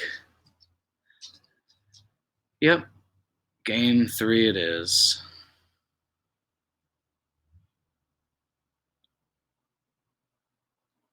The Jace the Mind Sculptor appears to have, just as mentioned in the past, currently to this day, also still better than all, apparently.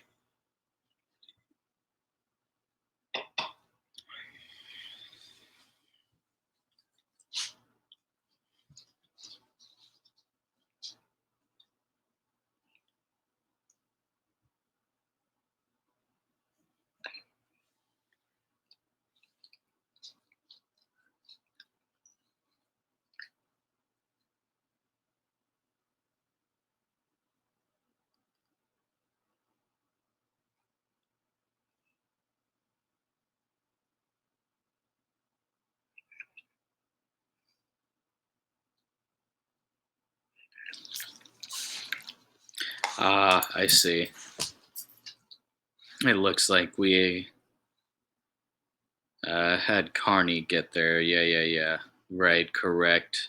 Brainstorming into walkers is not what you should be doing. That's correct. Thank you very much for letting me know.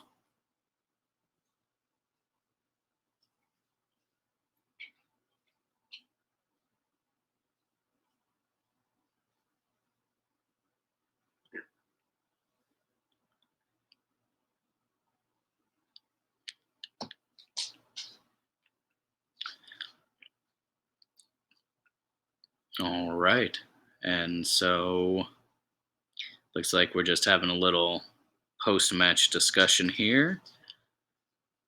Hopefully these gentlemen uh, had a blast. I know I sure did in my round 1 against Charble there. Totally different sort of gameplay. You can sort of see the various archetypes and play patterns that you'll see in Legacy. They can vary very drastically from player to player and from deck to deck and from matchup to matchup as well. It looks like we will be starting the next round fairly soon. And basically, I will be just sitting on here chatting for a minute, I suppose, in the meantime.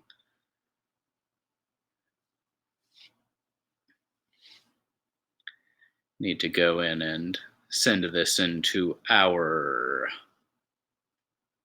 in between sort of interstitial here.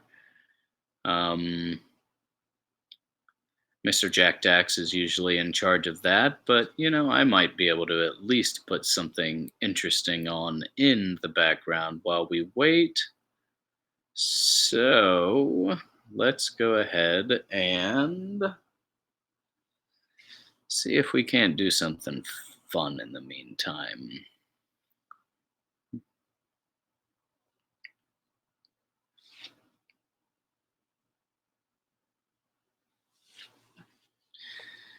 All right, looks like it should be just a moment here, and we'll be able to keep the ball rolling. And once again, everybody, thanks so much for stopping in tonight for our Legacy Mod Challenge.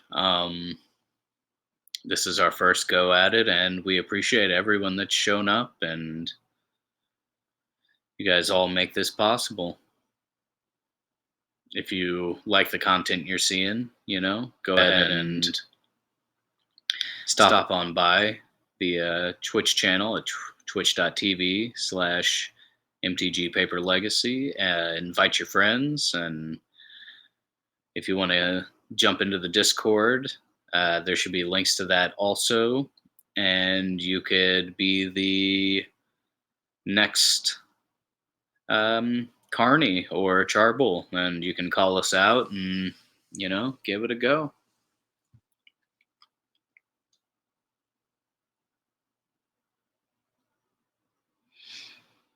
All right. It looks like we have our next match between Beyond Sadistic and Radio Demon coming up very, very shortly.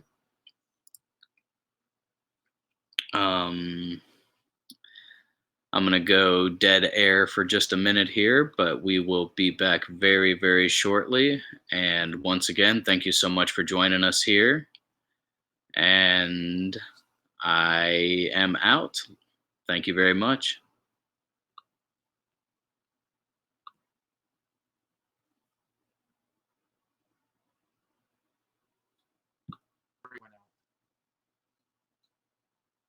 Hey guys.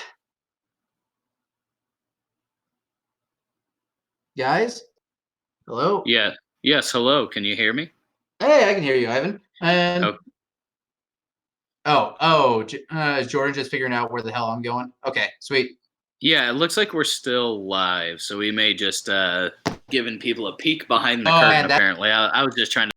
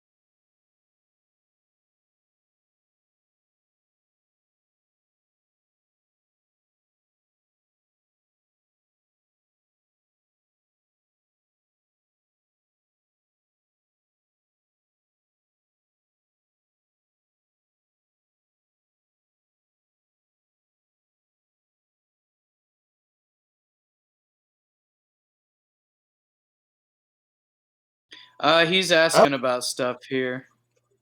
Oh, turn this up. Can't wait to see what cheeky Let me shenanigans see you brought. what I have. He said, "Fuck it, I'm starting." So, like I said, my only question is how do I get the cardboard live extension to pop up? He's asking about stuff here. We talked about it. Turn this up. Can't wait to see what cheeky shenanigans. What in the actual? What's wrong? I don't know. Just like everything changed. Only view. This one. Okay. And Come on, guys. okay. So we have everything hour I put earlier than I was together. expecting Do to we hop on. have Right. life totals? We need to get updated life totals and who we are playing with. Come on. Let's see. We got Beyond Sadistic and Radio Demon, That and is we correct. have. Okay, so and we have Beyond Sadistic on Legacy Infect, and we have Radio Demon on Bug Hope. They're yelling at each other. It's cute. Man, this is gonna be a crazy match. Couple Oh goals. yeah, oh yeah. Please type back. Oh, hold on. I don't have my headset on. I know both of you are talking though. Fuck it. I'm starting. So before this COVID epidemic, did you were you like a tournament grinder for Legacy? No, I've never really been big into tournaments. So we are live. So Oh, sweet. And names all right, changed. Good luck. you as well. Has it off, and yes, you should hear the players. I They will want audio keep this on. on. Okay, audio is on. I will also keep. And Okay. So I will. Okay, I think after that, I think we are ready to begin. Okay. Play a windswept. So we have Cracker? here a Yes, very interesting matchup because of the fact that these are both really almost like aggro And combo I'll play, decks. In both Truck of Line. them. Yeah. In fact, aggro side with their swinging in with creatures, while Hogak is going to be more of just hacking a bajillion zombies type thing. But anyways, I will to play introduce a everybody, we are back. Glistener Elf. I am Dr. Oh, no, Leo. you're living This up is your Ivan name. Luce. We And then are I put here to my watch. Hello, fantasy card, everyone. and I pass. Yeah, I'm just gonna switch my life counter to poison. Beyond and All right, radio opening well, with into this is what I Glistener get Elf to for You said you also Beyond afterwards? Sadistic, and we Yeah, I have. passed. All right, I mean, up, keep draw. when it comes to a fast start, this is Oh, probably the best that Infect can ask for. A turn one threat, and it looked like he didn't mulligan. I think he's still on 7 cards. Inverting So Catacombs? this is going to be an interesting game. Oh, I gotta keep switching back and forth now. Crack, go to 19. Okay. I will grab Underground Sea. Take off Okay. the player audio because it's going to take away from my. Oh, that looks like Underground Sea. Yeah, it looks like we're just working out some audio take away kinks here. Yeah, it looks like we are having some issues with the stream, but I think we are still good. And where is the clock? Okay, we have the clock. The clock Okay, is the in clock our up. minds. A little bit too early to start on that one, bro. Okay, so looks like we have here. Oh, we got a fetch for an Underground Sea. Fetch for an Underground Sea into a Faithless, not Faithless Looting, a Careful Study, the blue version of Faithless Looting. Study. Classic, And then we, classic. but looks like Beyond is saying no, dazing it. He does not want to give the Hogak any sort of advantage and putting anything to the graveyard. And when it comes to Radio Demon's deck, it looks like he's actually on the, what's it called? Yep, he is on the Hedron Crab build. Yes, and so as was seen earlier, you want to go ahead and try and use your permission to get rid of those draw and discard effects because those are some of the most powerful things you could be doing with the deck here. Yeah. And it looks like we have the first attack. Doesn't seem to be any pump, just one infect. Looks like he might have taken a more reactive hand instead of like the good old infect turn 2. Who invigorate, berserk, you're dead. Right. Okay, so we got an untap here, and let's see what we got going over here from Radio Demon's side. And we don't have The to core. care about Radio Demon's health at all. That's not going to go below 10. Right, right.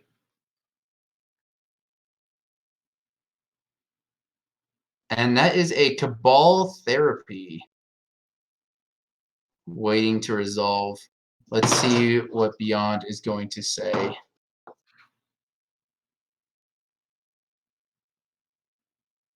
That might be a strong no.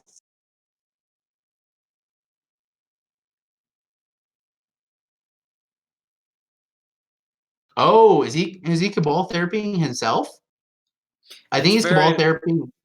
Yes, it is very likely considering he must be dumping Oh, cards into his bin, yes.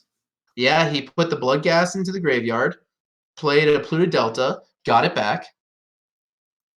I can't see some of those cards, to be honest with you. Yeah, no, I got you, dog. I got you. So he got the blood gas back off the Pluto Delta, something you didn't do in your first game, or in any of your games. Oh, for me, yeah, I don't play Bloodghast in Dredge. Oh, you didn't play blood gas? Yeah. No, I play the Icarid version. Oh yeah. The Hedron Crab, the new Hogak builds are definitely a lot less all in. They're a little more grindy when it comes to graveyard decks. Yeah, and it looks like that was a. I can't tell what he played there. There's a glare on his camera. If only, Yeah, once again, if there was a way that we could plug in to sort of ask yeah. them to maybe tweak it a little bit. But I do see an Alter Dementia on the far right. What do you Oh, is think, that an chat? Alter Dementia? It looks like an Altar of Dementia. If chat could maybe help us out here, Yeah, if they could see what's those two cards next to it that he's revealed, that yeah. would be Chat, if great. you could let us know what's on the right side of Radio Demon's board. Yeah, and remember, now what's really hard, what Beyond Statistics is going to really be looking for is some sort of evasive threat. So is a one if you're going to turn kill with Infect, but now that the board state's all gummed up, it's going to be a little bit harder to get through.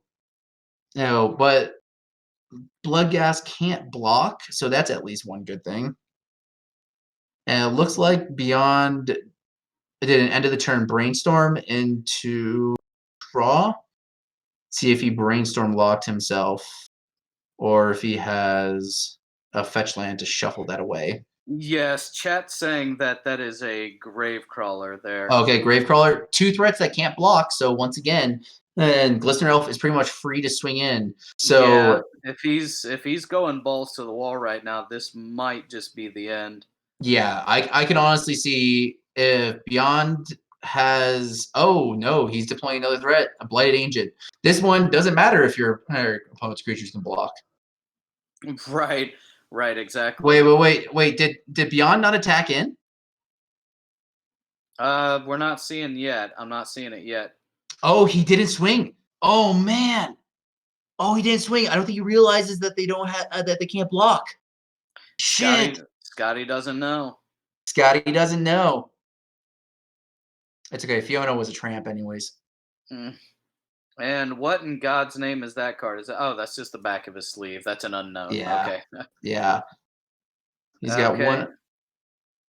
We have the Glarius card on the planet. That's pretty cool. Appreciate that. That's the Altar of Dementia, I think. Yeah. That's what. It's off to the side. And for those that don't know the Hogak lines, the line is pretty much have a Hogak anywhere, 2 Bridge from Belows in your graveyard, which is very easy to do. So, and an Alter Dementia, and you can infinitely mill your opponent. And honestly, the Hogak decks can do it as fast as turn 2, turn 3. So, Oh yeah. Hogak decks have really sort of become one of the more premier graveyard decks in the format. Yes. oh yeah. And it looks like, yeah, he's going to town. He has the Alter Dementia on the field, and he is just is going to town. He is sacrificing the blood gas. Got back the blood gas now off of the land trigger. We got another carrion feeder in the graveyard now. We Yeah. also If he has have a carrion blood feeder. gas, Oh man. and he's casting or he's playing this Bayou. He is bringing out the Gravecrawler, obviously, through the Bayou, or Yeah. I'm sorry, blood gas. Blow the blood gas through. Yeah, because the blood gas is just free sack value. That's mill 2.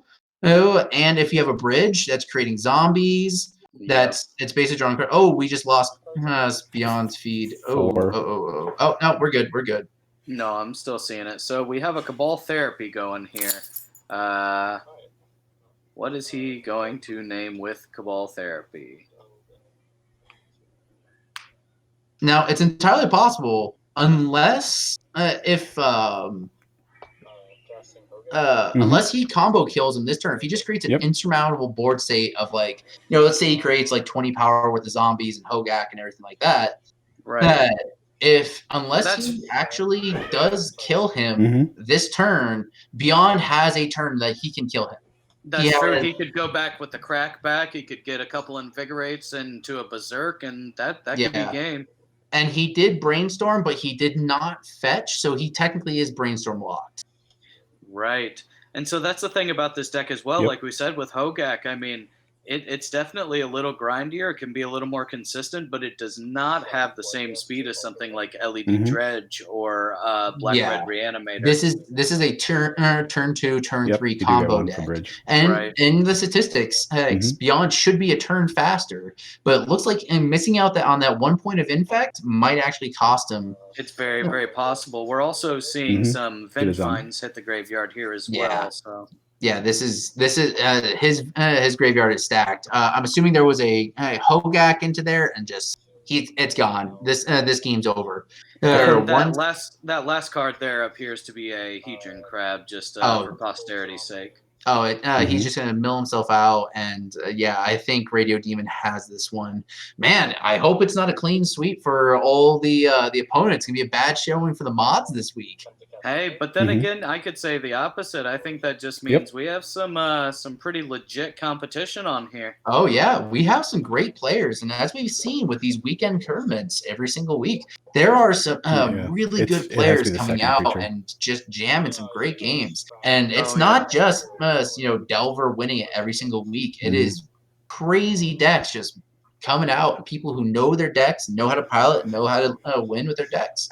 That's correct. Yeah. Oh, yeah. We're seeing lots of interesting matchups. Which, like I said during the interstitial, people think of it as sometimes as a turn 2 and 3 format. No, go for it. But the last game you played in there, I mean, it goes to show sometimes this can go on for 10, 20 plus turns. You can go to time even.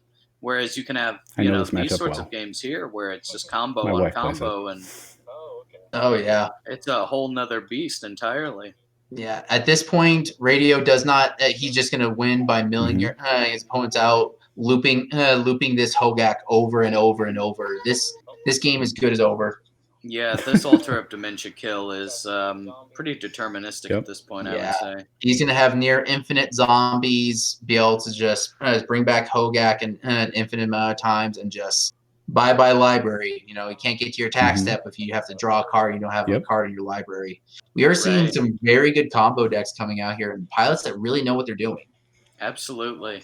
Yeah. So honestly, like this is great showing. Like Radio Demon, man, he is just going to town. I mean, how many cards do you think are left in his library? Like 10? I would say about 10. Yeah, maybe 15. There's another bridge. And there's the Hogak, sack into the altar. Yep. God, does he have a D20 for zombies created?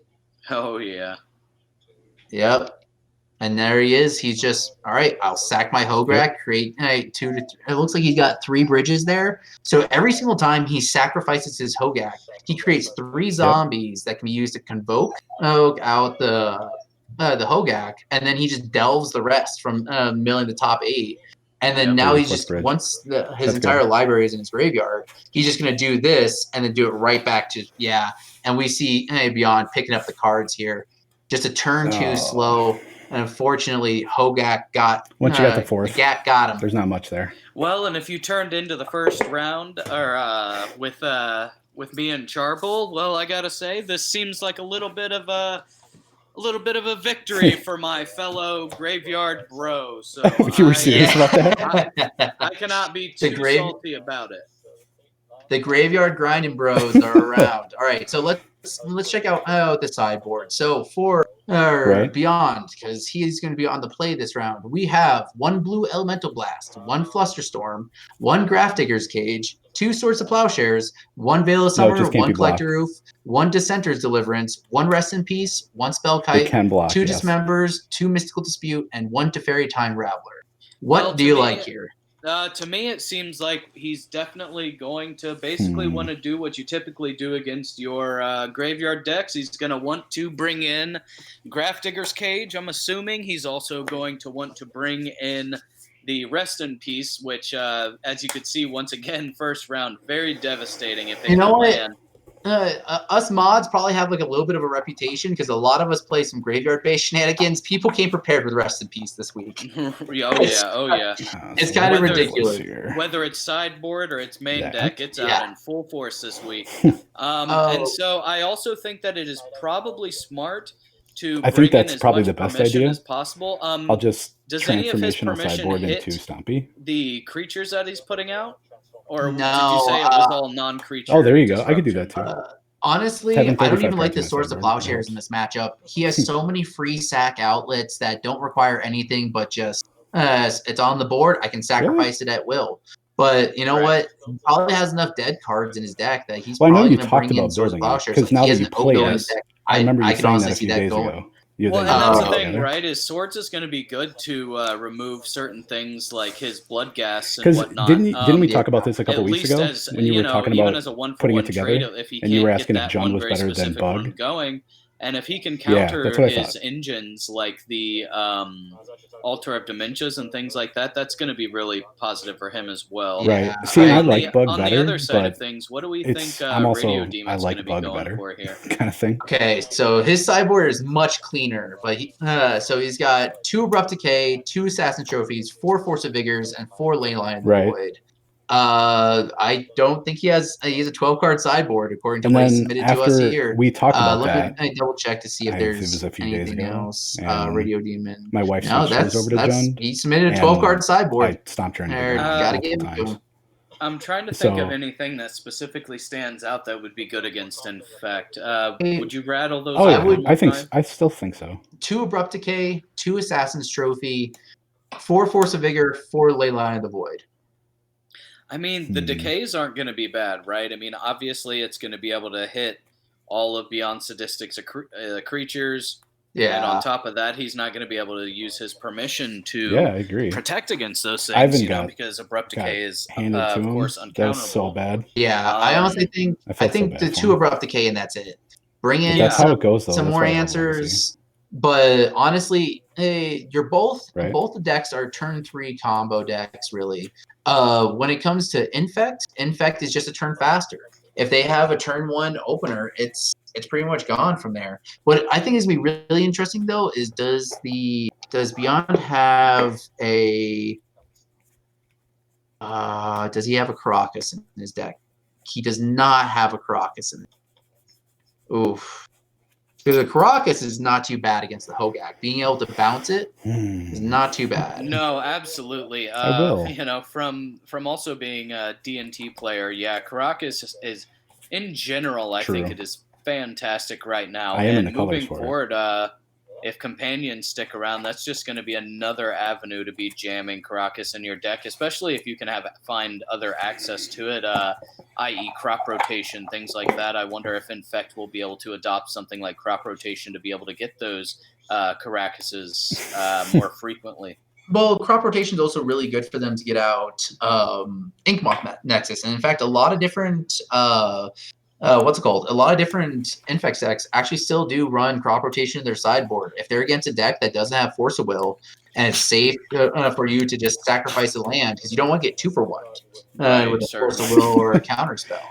So I think it's I think it's gonna be a really interesting thing. The fact that he Well, doesn't have so crop rotation, that was the funniest thing, and he doesn't 'cause have I normally play what's called I crop normally play on Death and his Taxes. side. But I mean, the play rest that in a peace, I lot. think is I play Death solid. and The Taxes a the lot, grave and then, Grafter's Cage, I think is solid. I would also bring in the one of Veil the Summer last thing I've been playing lately because, a as lot is we Witch House saw, Enchantress, 'cause it's just freaking fun. he does have Cabal Therapy in And his hand, Ivan and plays the same honestly, thing, so as somebody who it's been played like Cabal Therapy a for years, bro I mean, fest I was a of Nick White Fit House player Enchantress before I for was the on past Bug couple days. Zenith, and Right. like all about I'm the like, power of okay, Cabal so we're gonna be Therapy. on a time limit. Oftentimes I'll games just are bring won something because you super get 2 fast, hits because I'm off either of gonna win Cabal really Therapy, and fast your or I'm gonna opponent can't come lose really back by it. fast. That's So, very true. I mean, as long as he 'cause can keep I mean, him in his Infect can graveyard to grind, flash don't him get me back wrong, anyway. Yeah, Um, exactly. so that's the thing, right? Is it doesn't look like Beyond yeah, Sadistic has a our lot of threats are pretty graveyard much hate, outclassed and pretty so quickly. that could be So, really and if detrimental. you're casting pump spells Yeah. as a blocker, Games like you've this got can be you're already swung dead. pretty heavily based on Yeah. the amount of graveyard hate you're facing. Yeah, and honestly, what it comes down to, and a perfect example is our previous games when we've played before. All right. Their LED Dredge, and let's see. Hogak are very similar in their play patterns. They're very fast, aggressive graveyard decks. Right. Leyline of the Void is honestly the best answer. And Yeah, and so once again, though, I think that with a well-prepared sideboard, I honestly believe, at least as an experienced pilot with Dredge, I believe that things like a single ley line This is are quite easy to legit beat. To be honest terrible. with you, it's when you start getting multiple pieces of hate. It's when you start to get the Um, ley line into Rest in Peace, into Containment Priest, into Yeah. and into another, like a cage or something. Like when people start really going deep I'm actually gonna keep into it. their graveyard hate, that's when it becomes a little insurmountable, I especially also with have no permission pregame effects. backup. But Yeah. but personally, I don't Alright, fear the single ley line. So Yeah, makes sense. And as the Hogak player, you have time. You have time to grind.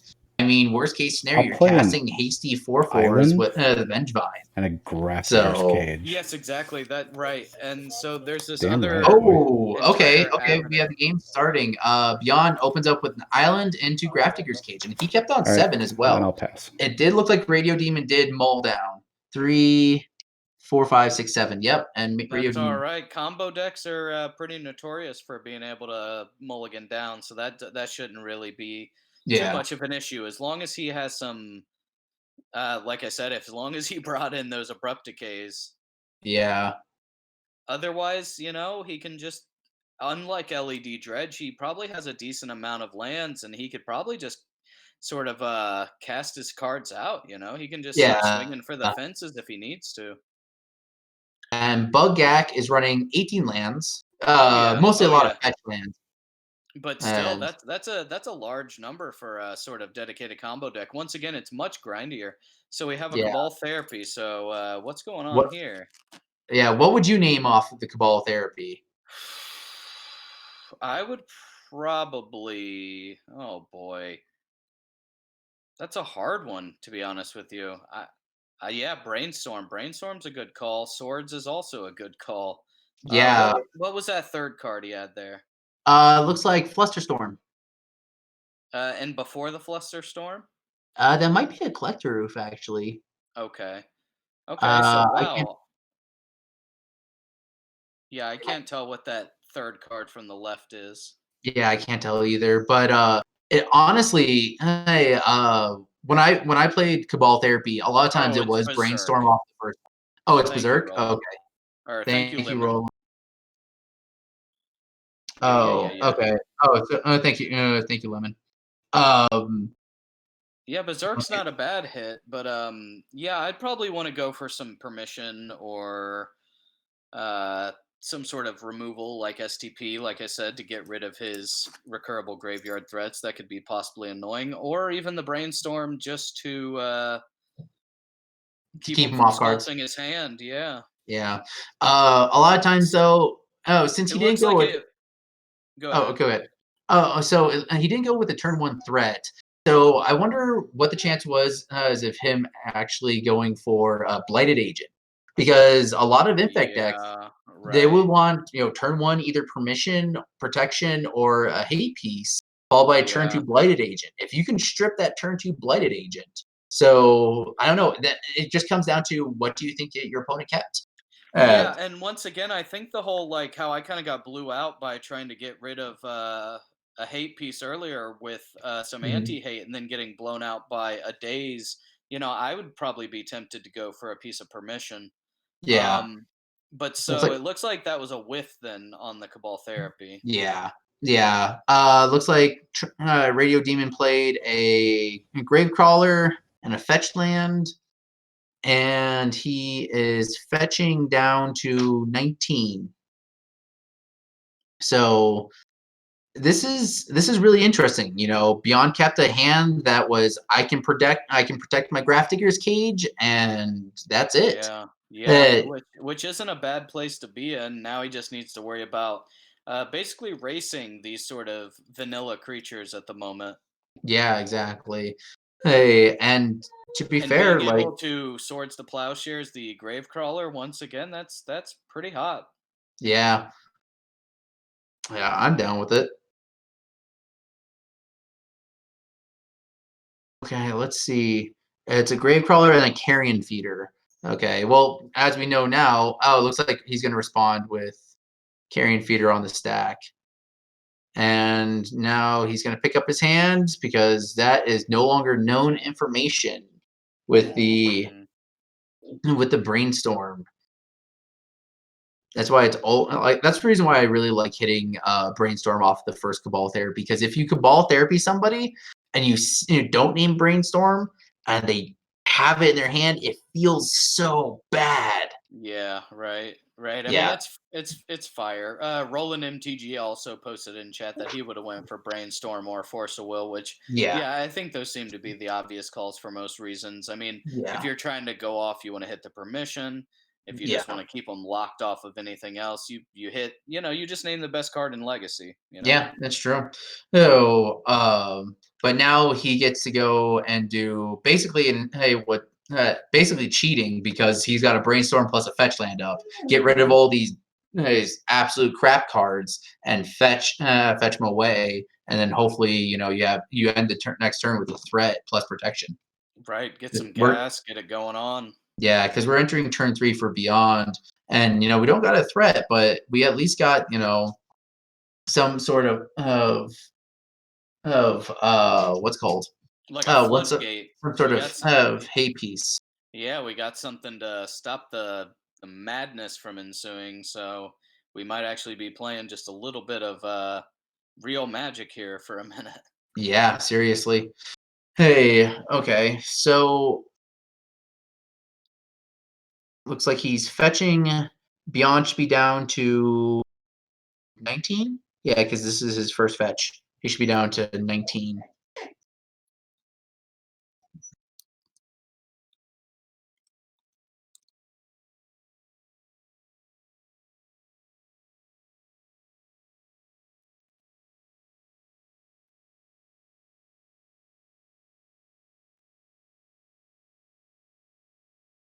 It looks like he went for a Savannah. Yeah, that's a Savannah. Yes, It looks like. yeah, that's what I'm seeing there as well. Okay, so we saw that he brought in the Swords of Plowshares. We saw that he brought in the Flusterstorm. Man, he brought in everything but the kitchen sink in this game, and the Graph So Digger's cage. so Beyond should be at 19, correct? Yes, he's fetched once. Okay.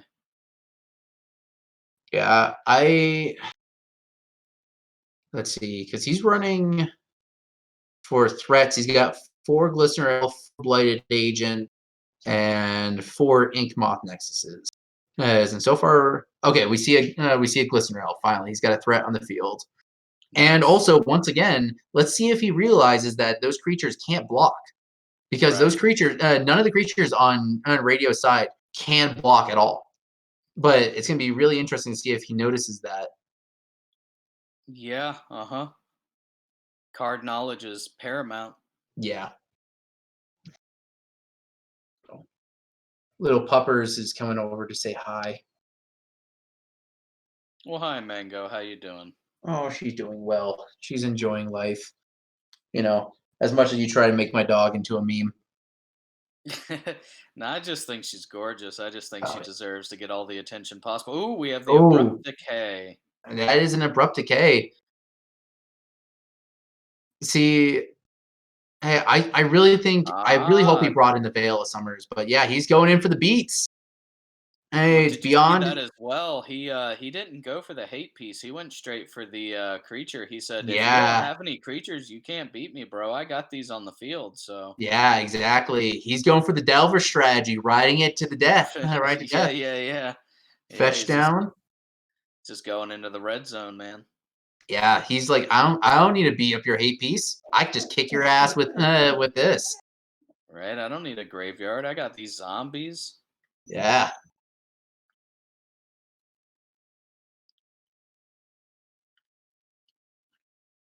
Rad in the chat says Mango. Oh, she for some reason really wants to go outside right now, but she can hold off for right now. We're She's gonna have to get some more mango emotes here in the chat. well, I already put up stoned mango on the off topic section, so have fun with that one.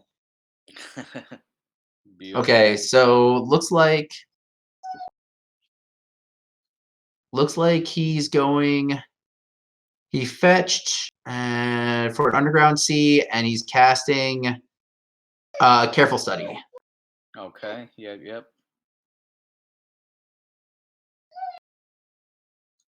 Give me.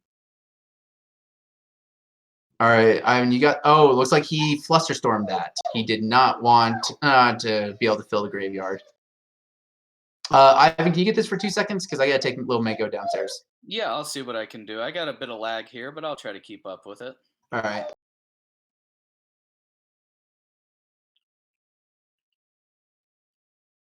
All right, welcome back to the Ivan commentating show. Let's see what I can do for y'all tonight. Just enjoy the sensual sounds of some smooth jazz. And this is being recorded and put on the internet, so that's embarrassing, but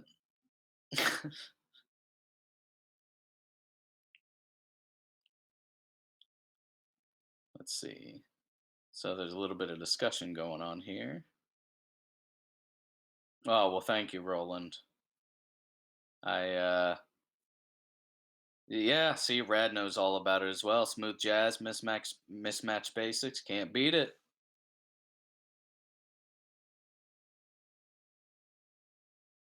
Is this in the bag for radio? I mean, it is very possible. He has got the zombie onslaught. And once again, not to show my own bias too much, but you know what? Zombies got to bring it back for the home team here, man. The living are seeming to try and dominate this tournament, and I don't know how I feel about that personally. We got the Altar of Dementia coming down, so that's always a heater. All right, I'm back. Sorry about It that, looks. mate. Hey, no, welcome back. It looks like that far right card there is the Altar of Dementia. It is the Ultra Foil Can't See It version, which is especially you can get from the new Secret Lair of cards that you can't actually see the face of them. Yeah. So $49.99, and you can not read your cards. That's pretty cool, right? And they come as Pringles. Yes, and they also are companions. But yeah, like this is as I mean, at this point, radio is acknowledged. I don't need to get rid of your hate piece. You have no threat, you're not making land drops, and your brainstorm locked. Oh wait, no, I Yeah. don't think he's brainstorm locked anymore. He's just Well, playing his dorks and getting in there for damage. yeah, I mean, either way, it looks like Beyond Sadistic has a handful of something, and it's more than likely pump spells and maybe Yeah. intermission. And so it looks like he's just Radio's just going in for the kill, man. He's just swinging his Mhm. beaters, and that's that. I mean, I've lost to elves before just being attacked by 1/1s. Sometimes you don't produce a threat, and Yeah, yeah. Uh, yeah. My but first round, I played against a combo deck, and I lost to Containment Priest. I mean, that's just life sometimes, man. That's the breaks. yeah, and that's the thing with Legacy. Oh, he finally makes his land drop. It looks like a Windswept Heath. Okay, let's see. Hey, Roland says that Beyond could pump Radio's creatures just to speed up the game. okay, Um, so you say that, but I was once watching a match at my local store, It was Infect versus Red Black Reanimator, and this is right after the Deathrite Shaman banning. And my buddy who's playing Infect goes turn 1 and what's called Glistener Elf go. And the opponent goes, storm off, take your permission with your Thoughtseize, and then put an Elish Norn on the field. And oh well, that's pretty much GG's for what's it called? For Infect. But the most brilliant thing was this: so the Red Black Reanimator player attacked with the Elish Norn, and when he attacked with the Elish Norn, my buddy berserked the Elish Norn. Okay. So the Elish Norn, I mean, it dealt him. Elish Norn's a 6/7 or something like that. It dealt him like 12 points of damage. Yeah, but, I think it's like a 4/7 or some nonsense. Yeah. But the second part of Berserk is the player they have to sacrifice it at the end of the turn. Yeah. Well, So actually, I think it's it destroys it. If I it destroys it or something.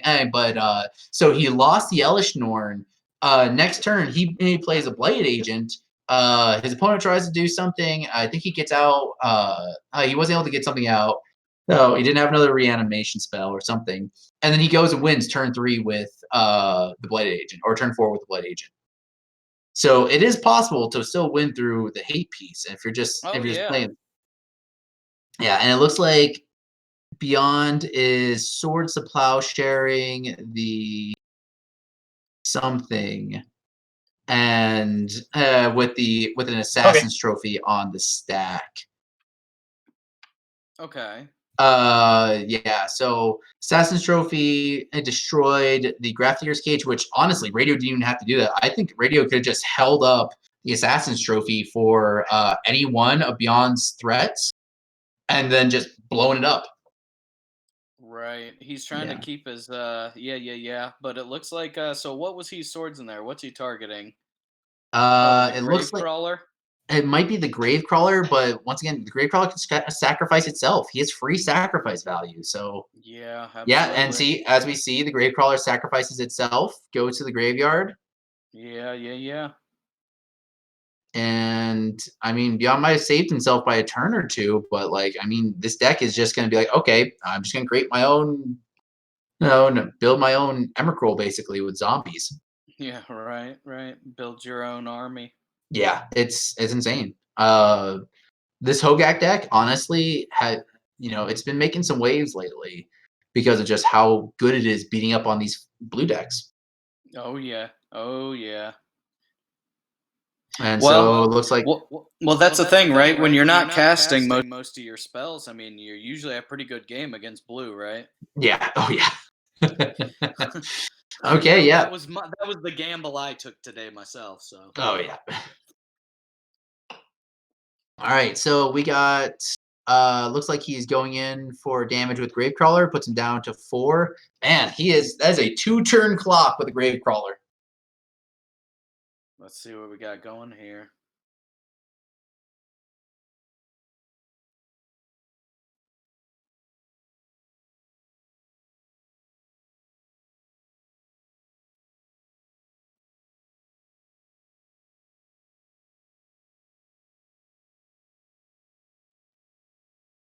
See if he can get down a threat. So what would be really good here would be Inkmoth Nexus. I mean, of course. Yeah, certainly.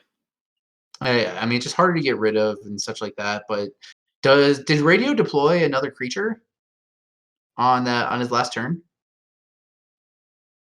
It looks like there might be another carrion feeder under the first one. Hi Mango is now an emoji in the Discord. My dog has officially become the meme of the Discord. Oh, what are you? No, you are not supposed to be eating power cables. I mean, she's not eating it. She's just licking it because she knows it'll piss me off.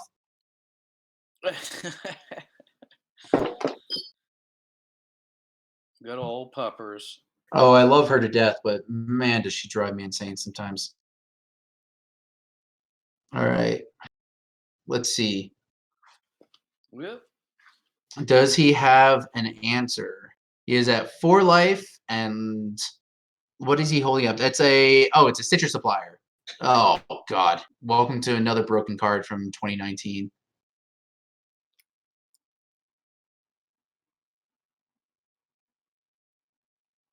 Oh yeah, Stitcher Supplier and Hogak are BFFs. Oh yeah. Well, it's because Stitcher Supplier came out in M19 or M20. Was it M20 or M19? I can't remember. But he came out in one of those sets. Let me pull it up.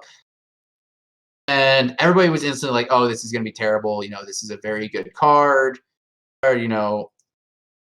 it fuels graveyard strategy. Stitcher Supplier. But then Hogak came out like right after. Yeah, Corset 2019. And then Hogak came out, and everybody was like, well, now we just made the most broken combo deck in Modern since Eldrazi Winter. Yeah. Oh, so we hit a bridge and a Vengevine off of that. Oh, and yeah, it looks like, what is he doing here? that might be GG's. Vengevine by himself with a hasty bringing 4/3. those back, yeah. Yep. Oh, that is a handful of pump spells and permission. Mhm. GG's beyond sadistic, giving it up to Radio Demon. So far, the Is that challengers. not what I said? That is what it happens. Man, you called it perfectly, Ivan. Ignore the Grafdigger's Cage. You have a threat. Your opponent doesn't. Too strong, man. Too Beat him strong. down with hate bears, zombie bears. Man, GG's to Radio Demon. Man, okay, we got Yeah. one last round, and that's Yeah, gonna be. no need to play spells if you can just Oh yeah. yeah, just let him come back through triggers. This is some good old school Magic, just beaten down with 2/2 beaters. Like honestly, there's a just brutal game, man. Whew. Okay, so next up on the chopping block, we have. I'm pulling up the list right now. We have our fearless leader, Rad Hazard, who is pretty much he started this whole thing, and he's getting in next versus Lemon. So we will get back to that in just a little bit. In the meantime, we'll be right back when we get everything prepared. All right.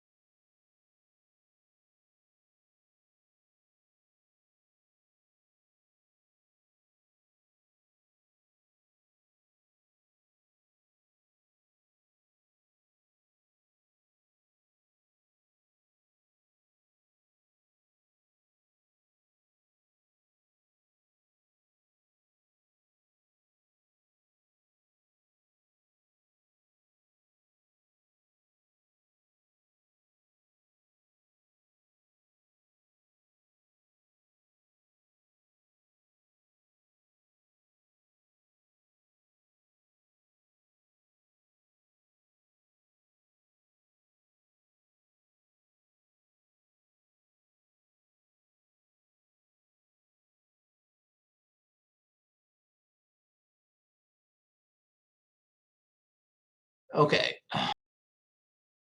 Am I live? All right.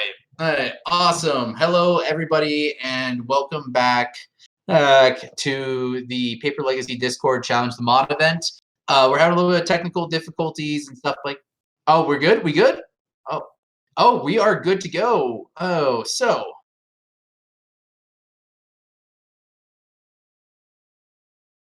Okay. Yeah. All right, so we are starting. So, welcome back, everybody. And I would really like to start off by thanking all of you who came here tonight and have been watching and supporting this. I know, like, probably half of it are our own mods just watching it, laughing at each other. But it's one of those things that we really appreciate it. We're trying to get this off the ground, and, every view helps. So, thank you for attending. And so this matchup that we have is very, very spicy. If you've heard of play draw matches, this is a play draw match tournament. We have Rad Hazard, who is going to be on Moon Stompy. This is one of his longtime favorites. He's been playing this deck for years, trying to get that with that Blood Moon turn 1 and making everybody's life miserable. Then we have Lemon, who is going to be playing Miracles. That was with a little cat ears miracles. And yes, it is your standard, just this is the worst miracles list ever. It's like we just went back 5 years. Except for now we have Narset Parter of Veils as an addition to this deck. I can Brazen Bar, but it's straight blue-white miracles with a touch to red, just for those 1 or 2 cards in the sideboard. And this is going to be a great match, ladies and gentlemen. This is going to be very play draw. So so I am looking forward to this one. And Jax, whenever you get the chance, can you just reset life totals? I will update you periodically. Thanks, buddy.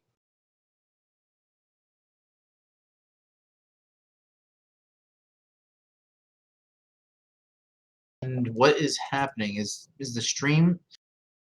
Dang. Hey, is the stream lagged?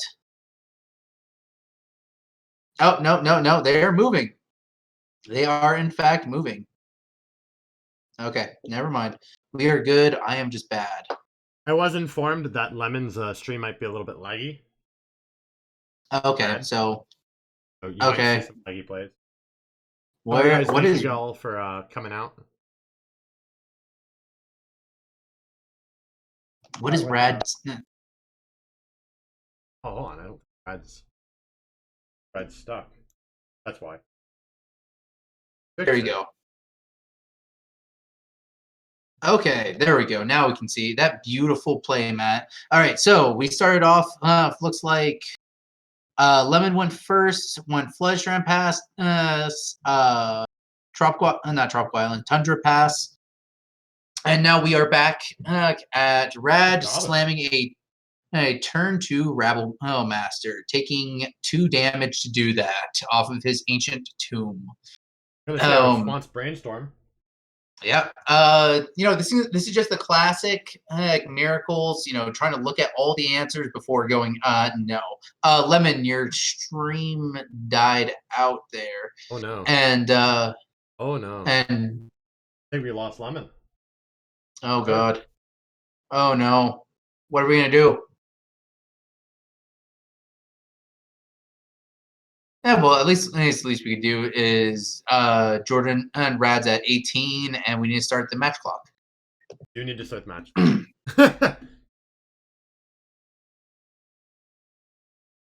All sweaty. Yeah. Ancient Tomb will get you.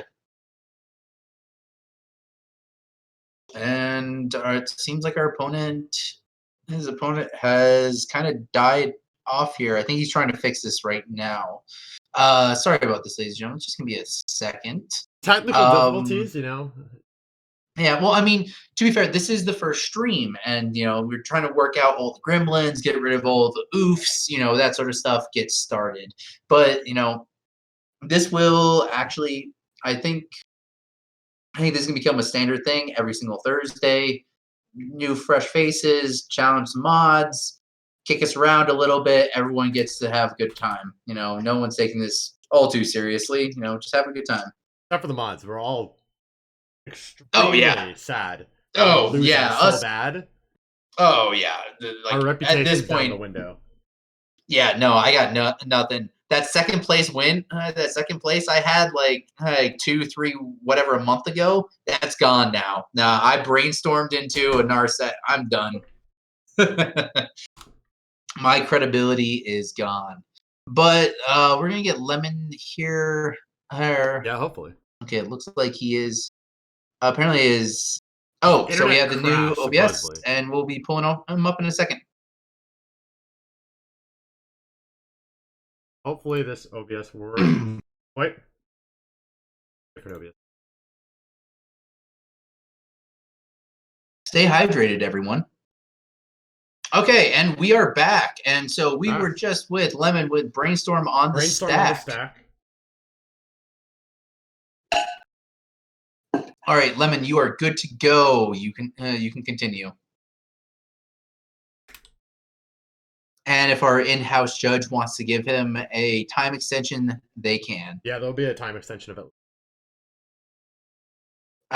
Jordan, I think your mic's still muted. My mic is still muted, thank you. Yeah. Yeah, I got you, buddy. Anytime. Yeah, we still are stuck on the brainstorm on the stack. Hopefully we'll be resolving it shortly. Yeah. As we know, Miracles players love to see every one of their options before they declare anything, but we will see. But once again, we see a Brainstorm with a fetch land up, which might as well just be cheating. Speaking of which, Brainstorm is probably the hardest card to resolve in your Miracles deck. As a long-time player of Miracles,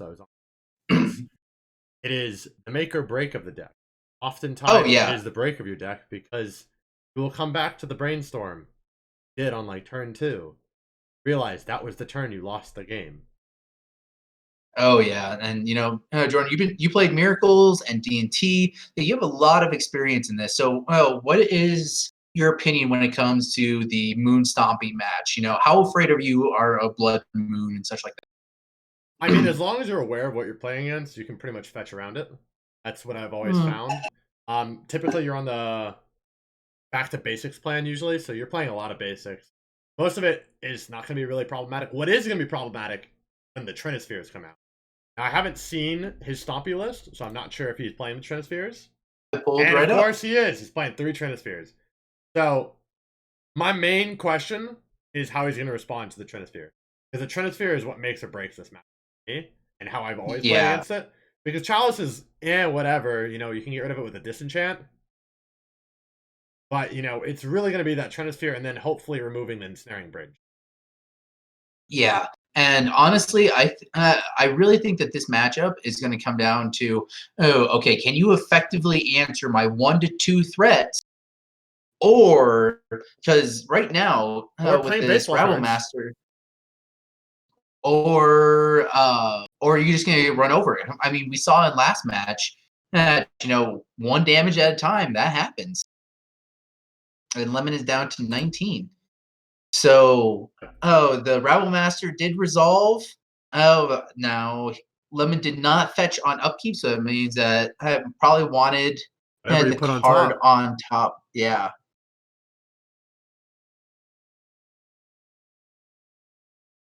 So, let's see. I turned 3 for Lemon. Now, it's entirely possible that he left let the Rabble Master resolve because he does have an answer, something like Swords of Plowshares or something like that.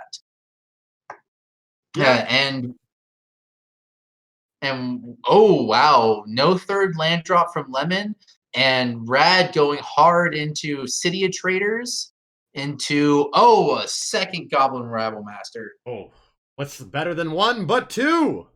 Oh, this is gonna be brutal. I really hope Lemon either has a Force of Will or some way to get rid of. Okay, we do see a Force of Will. Oh. What is the pitching? There's the pitch. What's the pitch? Is that AK? That is an AK. That is an AK. Yeah, so we are on AK Miracles. Man, good old AK. So, I mean, if you look back like 2, maybe 3 years And ago, STP? Is that a beta STP? Or is it a colored in border? I think that's beta of STP. Oof. Okay, yeah. Lemon's got the Force Quill and also the 1-for-1 removal to get rid of the Rabble Master before combat. And now Rad is just riding that 1-1 till his grave. Oh, Gonna have man. to. Rad's at 18. Oh, no, 20 yet because of the. No, you're fine. You're fine. I thought the City Travers was the Ancient Tomb that was tapped. Yeah. All right. So we see a upkeep fetch. Man. Okay. So is Rad still live then? Because This deck is he just always traded. live. Oh yeah.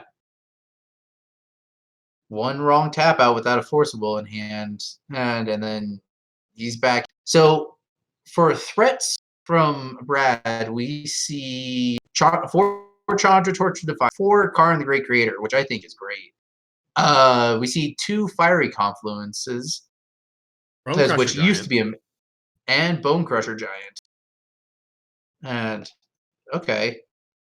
Oh, and yeah, he has resolved a. No, he's being spell pierced for Karn the Great Creator.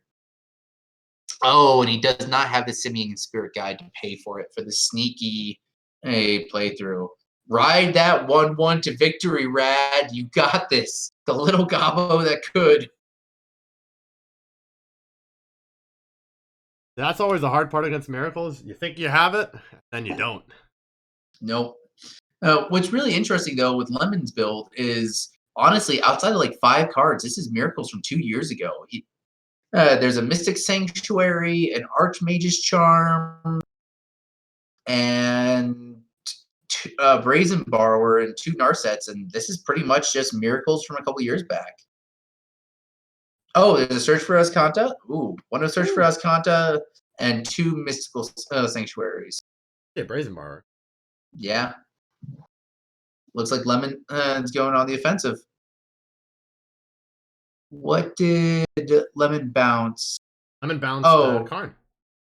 Oh, the Karn. Oh, okay. Did he get an activation off? Good question.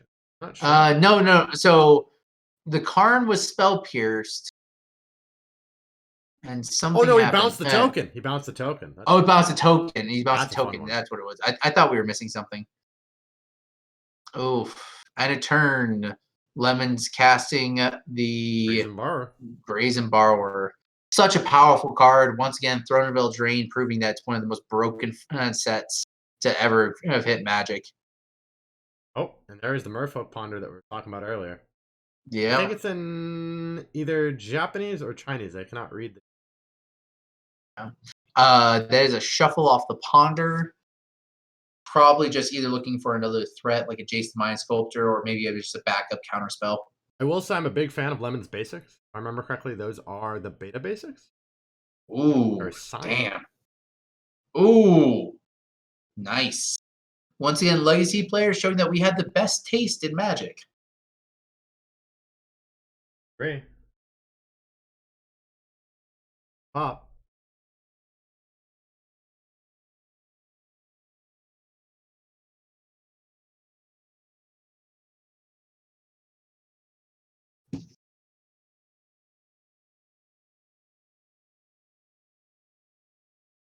Okay.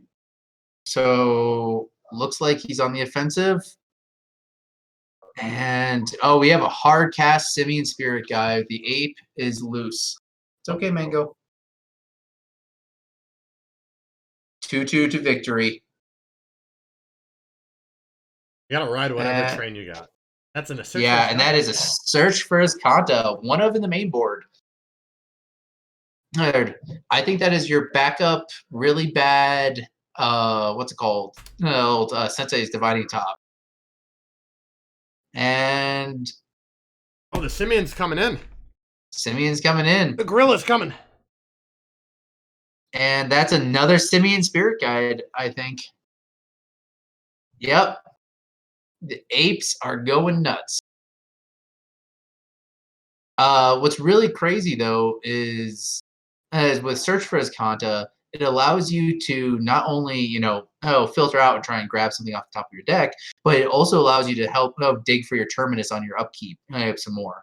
So in case, oh my gosh, it's about time. Thank you for finally fixing this for us.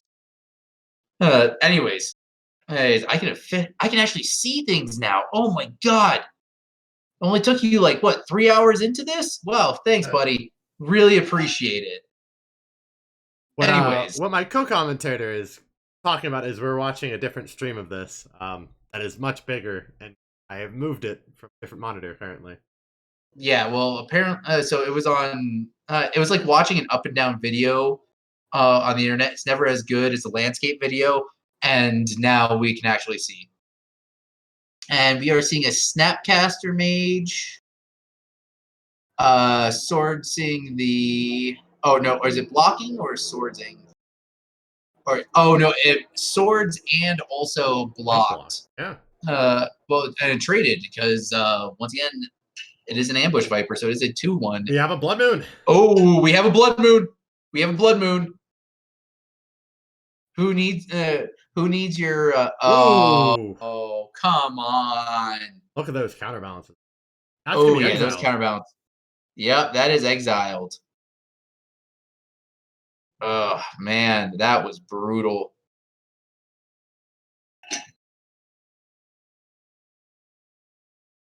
Adds in a back foot here, really, but he still has more mana overall. He's got some questions counter triggers. Yeah. Depends on if activations or not. Yeah, he does have 4 cards in hand, so that's something at least. That is something to savor. Not sure if it will help him. What he's really missing is if he has a Chandra in hand. That's the thing I can expect. Question. Ooh, that's a Jace. Oh yeah, this might be GG's. Once you get one Jace Storm off, it's pretty much over. Or he's probably gonna have at least 1 to 2 counter spells up in hand, and he's just 2 to 3 turns. He doesn't care. He'll get in. For our glorious captain, Brad. Yeah, our fearless leader, man. But I mean, he does have some answers in his sideboard, which we'll get to in just a moment. So, yeah, he very much does. And in fact, one of my favorite parts of his sideboard is the 2 of Chandra's Awakened Inferno, which, if you read it, can't be countered. Oh, okay. We're looking at potentially. Oh. Ooh, Fiery Confluence. All right. We're getting back into the game slowly but surely. So once again, unfortunately, Fiery Confluence, after the rules change with Planeswalkers, cannot hit Planeswalkers. So unfortunately, this is going to be a Wrath of the board and probably a 6 damage to the face. I think it's 2 to everybody. I think it Pyroclasms the board, your opponent's board, and then 3 to the face. Oh, but we have the Force Pitch Force. And Lemon is down to 12, and that might just be GG's. Please, because that could have gotten him back in the game at least. Tough break for Rad. Yeah. Brazen Bar going all the way. What's really interesting though, what's interesting with this this control deck, this Miracles deck, no Astrolabe, no green for Oko, nothing like that. Just fashion Miracles. I mean, we got the red in the sideboard, but so it's gonna be really interesting that if he does resolve a lock piece, such as a Blood Moon on turn 1 and in game 2, or like a Trinisphere, how many answers is he gonna have to that sort of thing? So it does become a really, I think it's gonna come. Oh yeah, now we see the fetch for the Mystic Sanctuary to get the Force of Will back on top. Oh, that's nasty. Mystic Sanctuary, once again, another mistake from 2019 and Throne of Eldraine. Why did it have to be fetchable? Sometimes R&D thinks it's not good enough.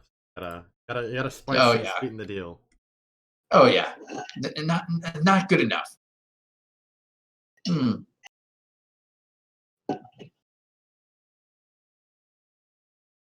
So, what do you think? I think Rad's got to be thinking like I got to get a threat because he has to get he has the Game card. 2. What's it called this stuff? Yeah, this is pretty much game 2, but he does have That is Bone what Crusher Brad's Giant. thinking. Game 2. Yeah, he's trying to get information right now. I could definitely see him trying to garner some information. How many counter spells he has, what sort of threats he has, stuff like that. I mean, there is no downside to playing against this.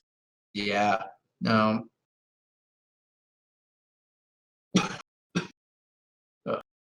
Sorry, I had a little bit of a cough there. But yeah, it's gonna be really interesting to see how Rad is gonna take game 2, and if he's gonna try and play more long game, if he's gonna try and keep the hands more long game, or try and keep something that just like slam Trinisphere game 1. Oh, What do you think is? that ain't it. What do you think? Oh, yeah, Rabby B. Pretty sure that's gonna scoop up into game 2. Yeah. Yeah, once he says like, yeah, oh yeah, you can keep that. I don't care. Then you're just like, shit. Yeah, that's game 2. All right. So sideboard what we got here. Start with Rad because number 2. So in his Moon Stomp, we have 2 Chandra Awakened Inferno, automatic include 1 Dead Gone, 1 Ensnaring Bridge, 4 Leyline of the Void, 1 Liquid Metal Coating, 1 Mycosynth Lattice, 2 Pyroblast, 1 Sorcerer's Spyglass, 1 Tormod's Crypt, and 1 Walking Ballista, which most of that is pretty much just dedicated to the Card Wish package. Yeah, I think what's coming in is definitely going to be the 2 Pyroblast. Like, 100%. Oh, yeah. 2 Pyroblast is definitely the solid answer to that. It gives you answers to counter spells. It gives you answers to resolve Jace. Honestly, the 2 Pyroblasts are a slam dunk. I also think the 2 Chandra Awake Inferno are just automatically included. Yeah, I'm thinking the Chandras as well because the emblems are just so good, and your opponent's going to be sorting you. I don't think they expect the Chandra to come. Yeah, I mean, the Chandra by itself can steal games. It can't be countered. You can always get it off. And also, if your opponent's on something like Monastery Mentor or something like that, you can just pretty much Wrath most of the board because it deals 3 damage to each non-elemental creature. That's a solid Wrath on a stick. Like, honestly, Chandra Awake Inferno, I think, is going to be the thing that wins you the game. Because there's no way to beat you down as fast or put on a fast clock. All you have to do is bide your time, get your Chandra, slam it, and just start making your emblems on them. And it's So really I think uninteractable. That's the big thing. Yeah, You can't get rid of exactly. the emblems. You gotta take it. Yeah. Yeah. All right. So let's look at the sideboard for Lemon. We Lemons have is 1 quite mountain. spicy.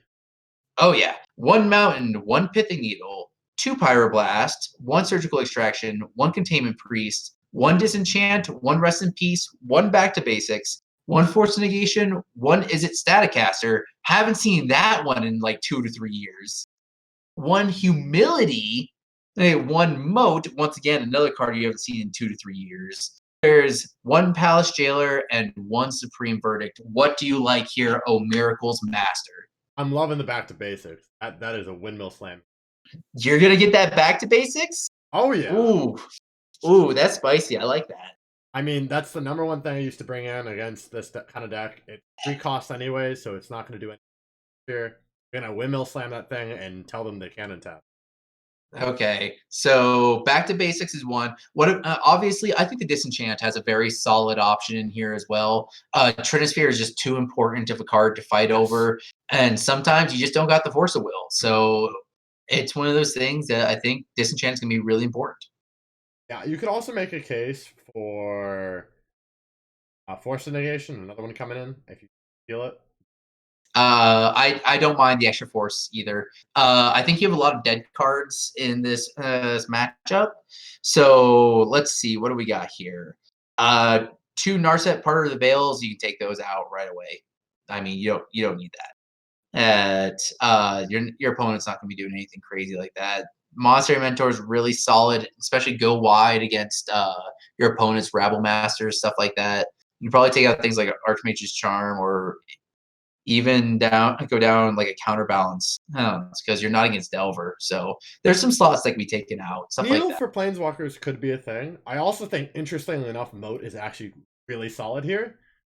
He is against a deck with no flyers. Yeah, but that's the thing is most of the time the way that Rad's going to win is through just his Planeswalkers.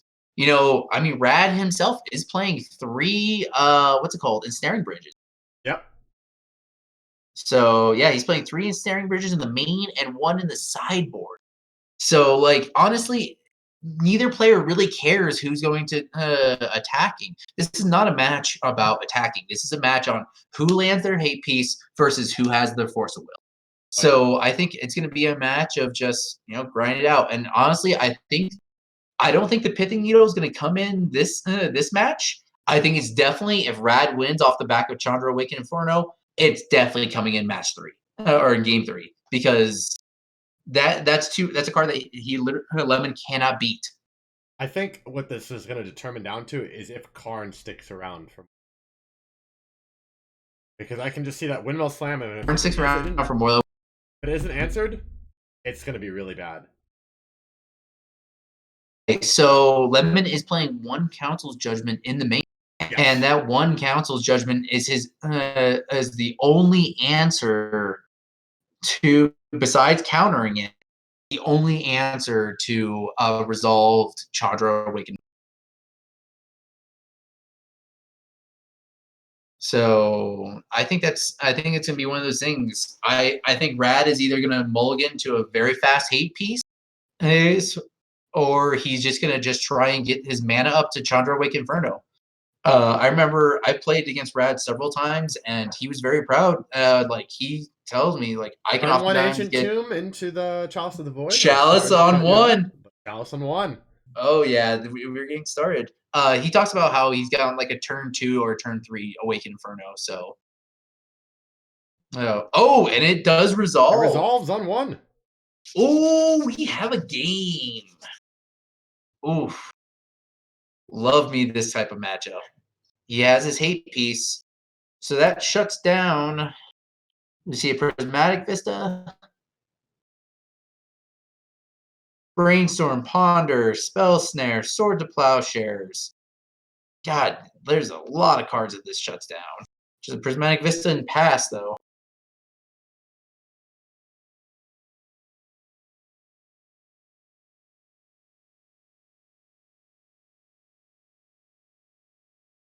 Yeah, I mean, Miracles is going to be kind of dirtily, the name implies. Oh, yeah? Okay, so we see a Chrome Mox. What's he exiling? All right, let's see. Chandra. Chandra, Torch of Defiance.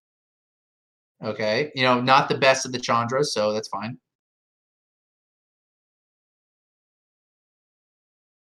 All right, going back down to 16. And we see a Blood Moon. Ooh. And that is definitely force checked. Yeah, that's a force check. All right, and we get a force negation. Pitching, was it Brainstorm? Oh, man. Those are from the Dark Blood Moons, which are very, very nice. Yeah. Rad likes his swag. A little known fact about our fearless leader. He plays a lot of old school, the big proponent of it, and he also plays CEDH with his Eureka. Yeah. Our fearless leader has been playing this game for a while, and he is has very nice cards. Like, oh my god, I've seen some of his old school collection, and it's just gorgeous. So, and we see a turn 2 search for his Kanta from Lemon, and Rad is going turn 3 Rabble Master. Oh, this is a beautiful. Yeah. Just what you want to see, the kind of perfect setup for yourself as Moon Stompy player. It's not the perfect setup if you're a Miracles player. Yeah. Okay, and we see Lemon getting in, and Lemon should be at 18. Yeah, for taking the Prismatic Vista fetch and the Rebel Master. a 1 Gobbo. So all 1-drops are locked off. So, and importantly, Lemon did not put that card into the graveyard. So it's a card that Lemon wants. So I think Lemon's just missing land drops. And that's going to be a death sentence when you're facing down Rabbles and Gobbos. So this is attack for 2, 4, 5, 6. Oh, and the snappy Snap block. Snap block. Pyroblast counter. Oh, the Pyroblast counter.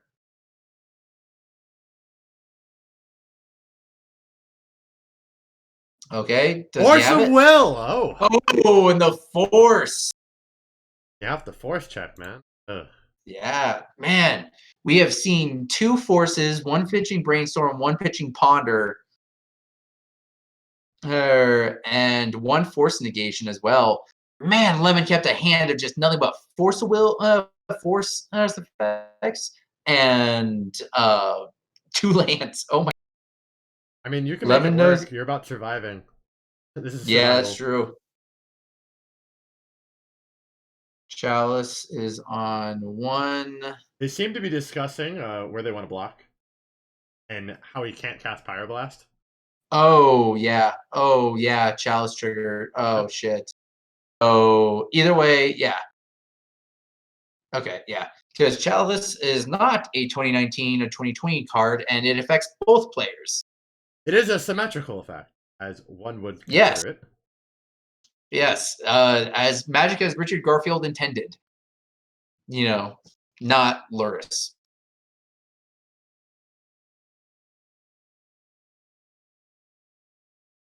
Yes, no, you are allowed to cast Pyroblast, which they purposely caught and threw it out. Yep.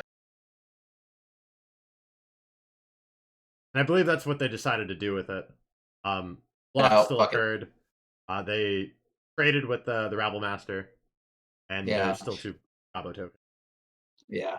So far, Rad has had 3 for 3 threats answered. So it's one of those things that we're gonna have to see. Hopefully, he can land a 4th threat. But you know, he's got 3 cards in hand and hasn't made a land drop. So I'm assuming there's something like Simian Spirit Guide or something like that in there. He's got the fast mana. He's just working around, you know, trying to get it. All right, land drop and pass from Lemon. And once again, Ascanta is at 3, 4, 5 cards. Needs 7 in order to flip. I think right now it becomes a question of getting the mana. I think he needs double red, which Yeah. he's just being strangled on it. Yeah. Okay, he takes 2 damage. 3 That's and 4? No, that's a Simian. that's a Simian. Card. Called it and okay, where's the 4? We have a force. Do we have Do we have a 4? days? Help Pierce? We're looking at here. We do not. That looks like it's gonna Oh, resolve. it resolves. I believe Rad is doing what they call the wish board and catching Yep. something up.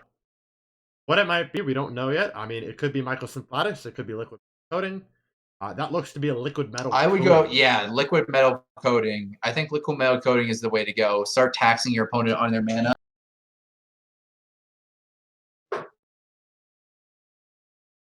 Plugging in the laptop.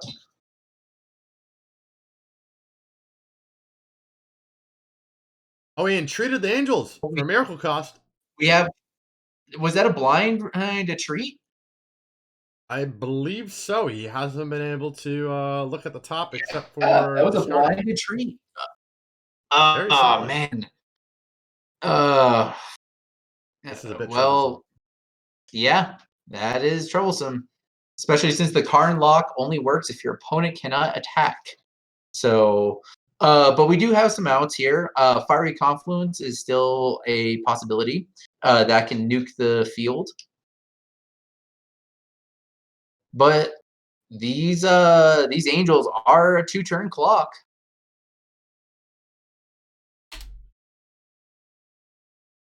Indeed.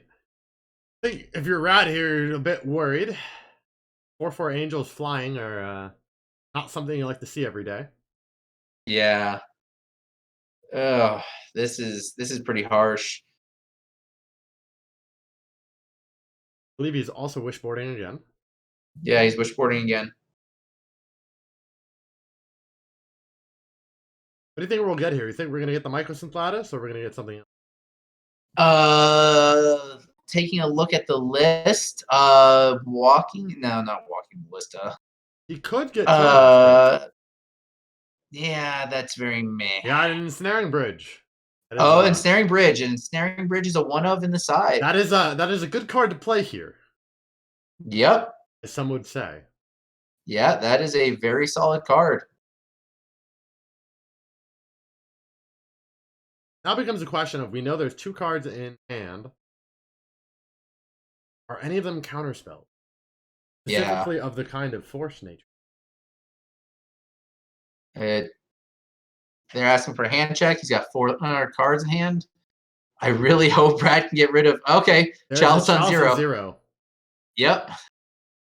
That drops it down just enough. And yeah, it looks like the Ensnaring Bridge is on the field. So Lemon can win it if he has a disenchant effect, which we know he does run one of. He could also play a Council Judgment. Oh, or a Council Judgment. Yes, that is true. Does not target, and it just says anything that you really want to vote on. Yeah, that is true. Very, very good conspiracy card. Yeah, I had an Oko die to that earlier, actually. It was a very, very struggle. Oh, then. Chat is saying petty theft. Yes, that is also true. There is, in fact, a petty theft. What's called? There's a Brazen Borrow 2 of in the deck. There is. So he does have answers, but so far we're not seeing it. He's probably going to dig on the end step using the Search for Ascanta for it. So, all right. But really interesting here. The Karn can kill the Search for Ascanta this turn. So, don't do it. Don't do it, buddy. Don't do it. Don't take it up yet. Play the liquid metal coating and kill all the Search for Ascanta. Come on, you got this. Thinking, he wants to tick up. He ticked up.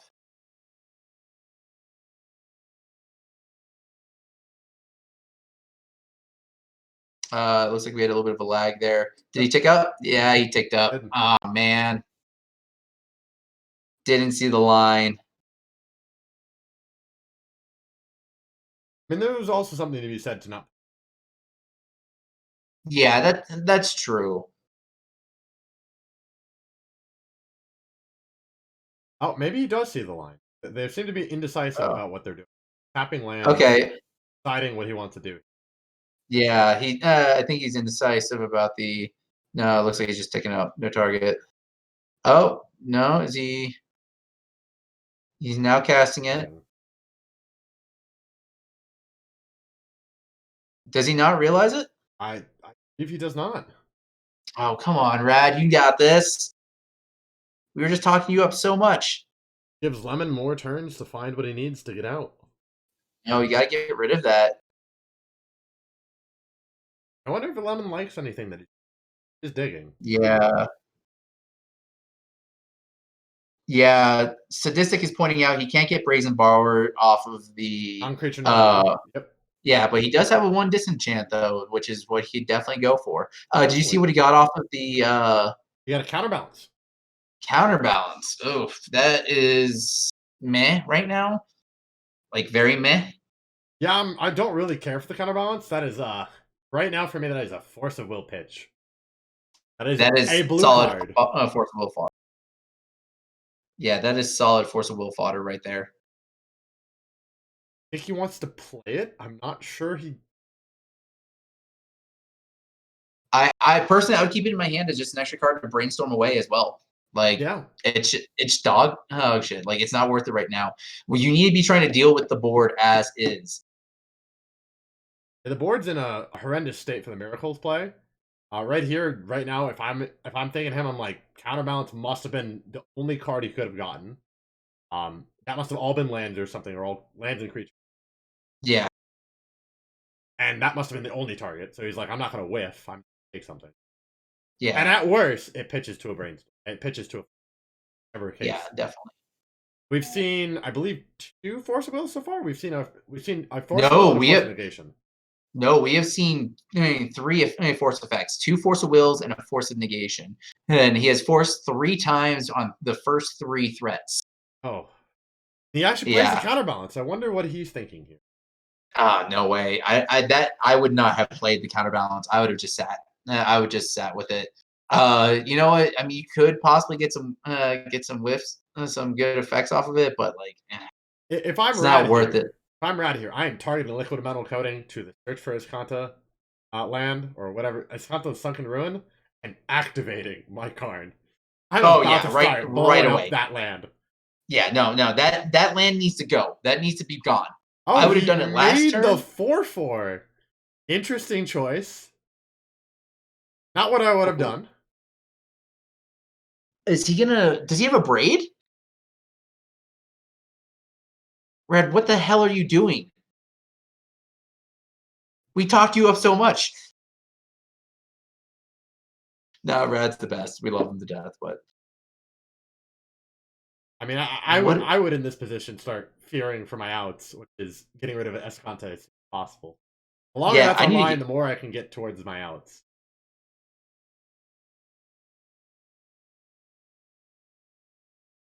Wow. Does he have?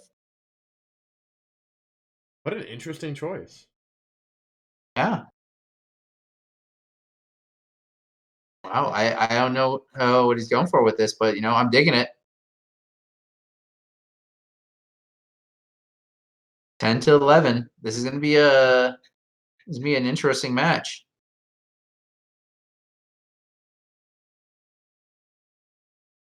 Yeah. Could go either way at this point. The counterbalance could come in handy. Clutch save.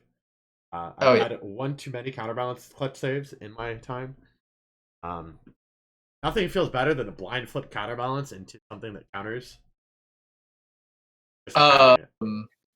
So a long time ago, I was playing a commander game actually, and I was on this terrible Esper control deck, and I had a counterbalance on the field, and so he cast a 7-mana spell. I can't remember what it was. I was like, counterbalance trigger, blind flip over Sheoldred and counter the spell. It was just one of the most insane counterbalance flips I've ever had.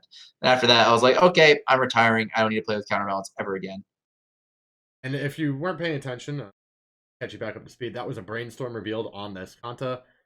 Not particularly good here when you have a Chalice on 0 and 1. Definitely a good Force of Will pitch card. Because it's blue. Oh, and he finally saw the line and killed the Azcanta. Well to do. Yeah, seriously. Dropping into 3 for a Blood Moon. Ooh, yeah. We're here to make all your permanents red. He'll probably fetch and respond. Imagine. I hope. Otherwise, he's going to be really screwed on white. Yeah. The question is, does he want to get white or does he want to get blue? I think he has to get white because one of his outs is double white. Yep. He needs the Council Judgment. If he doesn't get the double white, he might screw himself on lands. And he is not an Astrolabe deck, so he can't mana fix that way. He got a Mystic Sanctuary. Getting back Entreat the Angels. Entreat the Angels. I mean, that's a line. Yeah, but it's uncastable. Uncastable because the miracle cost is double white. It is? It's double white. It is not a one miracle cost. It is a double white X. Oh, man. So it might be that he just messed up. I think this game might go to Rad now because of the fact. Is he doing a counterbalance trigger for the? Oh, what is the? That's hilarious. The CMC. Oh, that is brilliant. Oh my god. Oh, he just big brained us. That was Galaxy Brain. That was Galaxy Brain status. That was smart. Who needs top now? I got Mystic Sanctuary. Can we get some hype in the chat for that? That was some top days stuff. Oh my lord. Yeah. And for those Man, of you that just was tuning in, we are the Legacy Discord crew, and we're streaming the Mod Challenge, which we're trying to do every Thursday. This is the first time we're doing it. I'm Mr. Jack Dex, and Dr. Leo is down below. Our fearless leader is Rad, who is playing right now on the left against Lemon, one of our regulars.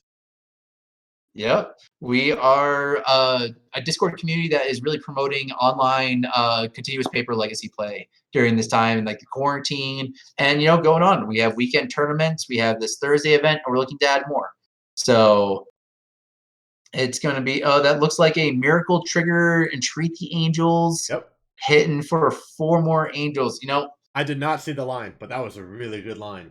That was a beautiful line. If he can get rid of this, what's it called? He can start. Oh, Rad, go for those white sources. Ah, you took Rad, the go for counterbalance those. out? What a choice.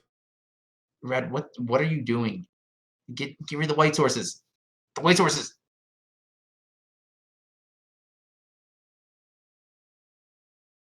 All right. So counterbalance. Oh no, he did. It looks like he did not Looks like turn he's the counterbalance. trying to decide if you want to take down for the wish board or does he want. Yeah. I think. He blew up the counterbalance. How did he blow up the counterbalance? Tempting. Not exactly sure what the heck is going on here. Oh, he might have Fiery Confluence. Oh, yeah, that might be a choice. Yeah, double red most likely here. Yeah, if we have Fiery Nope, Confluence. Triple red? Double, no. 4 red. 4 red, that's Fiery getting, Confluence mana. Fire Confluence? We are. Yeah. Okay. This is a game. This is a game.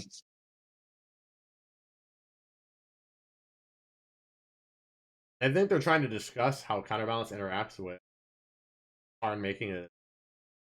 It still has its static effect. So that shouldn't go away. I don't know. You're a resident judge, so yep. Yeah, they were discussing if it was still a thing.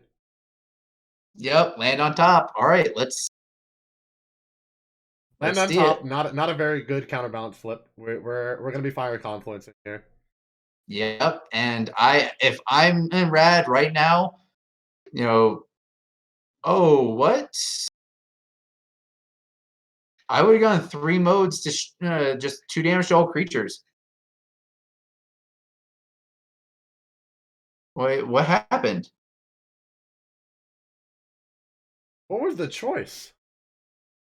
What choice did he deal damage? I have no idea how. Yeah, he decided to deal damage. What? Yeah, he picked double deal 2 damage to everything. Because he picked 1 damage each time twice. And they picked deal 2 damage to each opponent. I was misreading. I was misreading Fiery Confluence. Oh, what is Fiery Confluence? It destroys. Do 2 damage to each opponent and 1 damage to each creature. So it's 1 damage, not 2 damage. Okay, I got that backwards. That's on me then, folks. I'm sorry. 1 damage. Yes, the Gobos should be dead. I'm going to message him real quick. Yep, that's each creature. Gobos should be dead.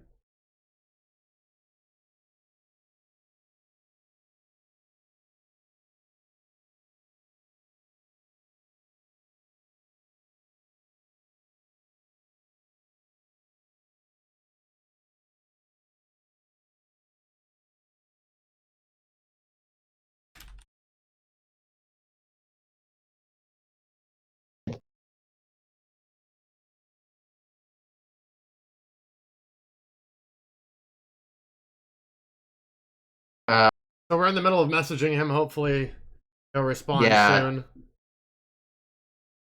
Thankfully, he hasn't attacked with the goblins, and they're microsyntheticing. Okay, that's a choice. Oh, there's the Force of Will. Okay, yep, 5-mana force. Down to 6.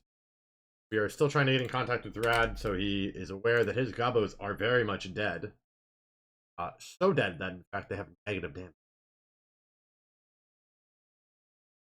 Trying to message Lemon right now.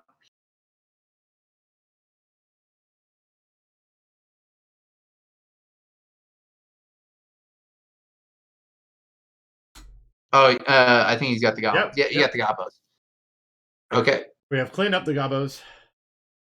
Oh, man. And 13 minutes left. Yep.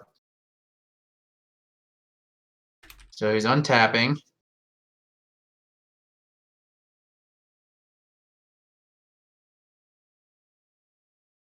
Okay. Yeah, there are extensions. There's about like 3 minutes of extension. Yeah, there are.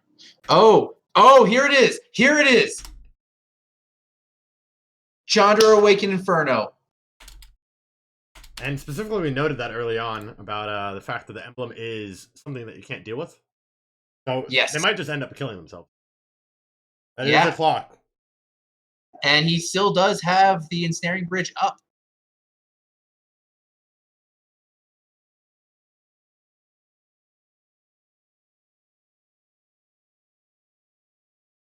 At this point, if you are Rad, you're going to start blowing up white sources.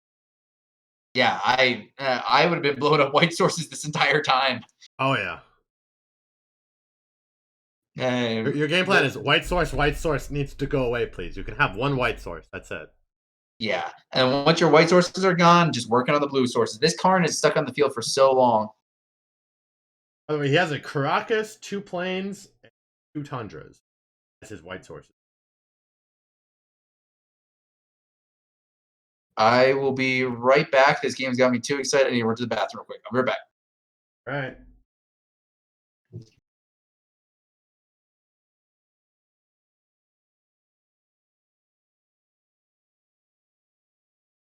While Doc is away, I'll try and keep you guys all entertained.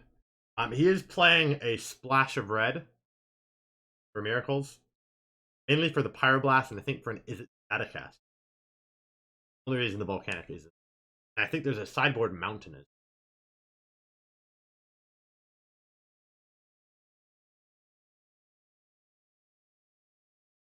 So at this point, it's just about liquid metal coating his white sources and hoping to God he doesn't cancel his judgment or he blows all the white sources.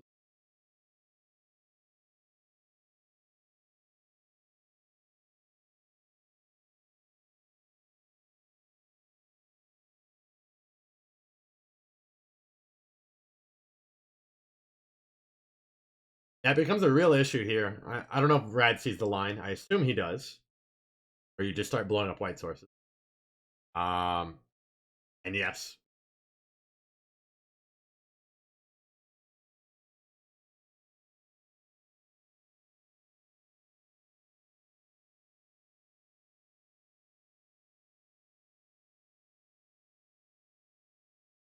Hopefully my co-commentator is coming back shortly.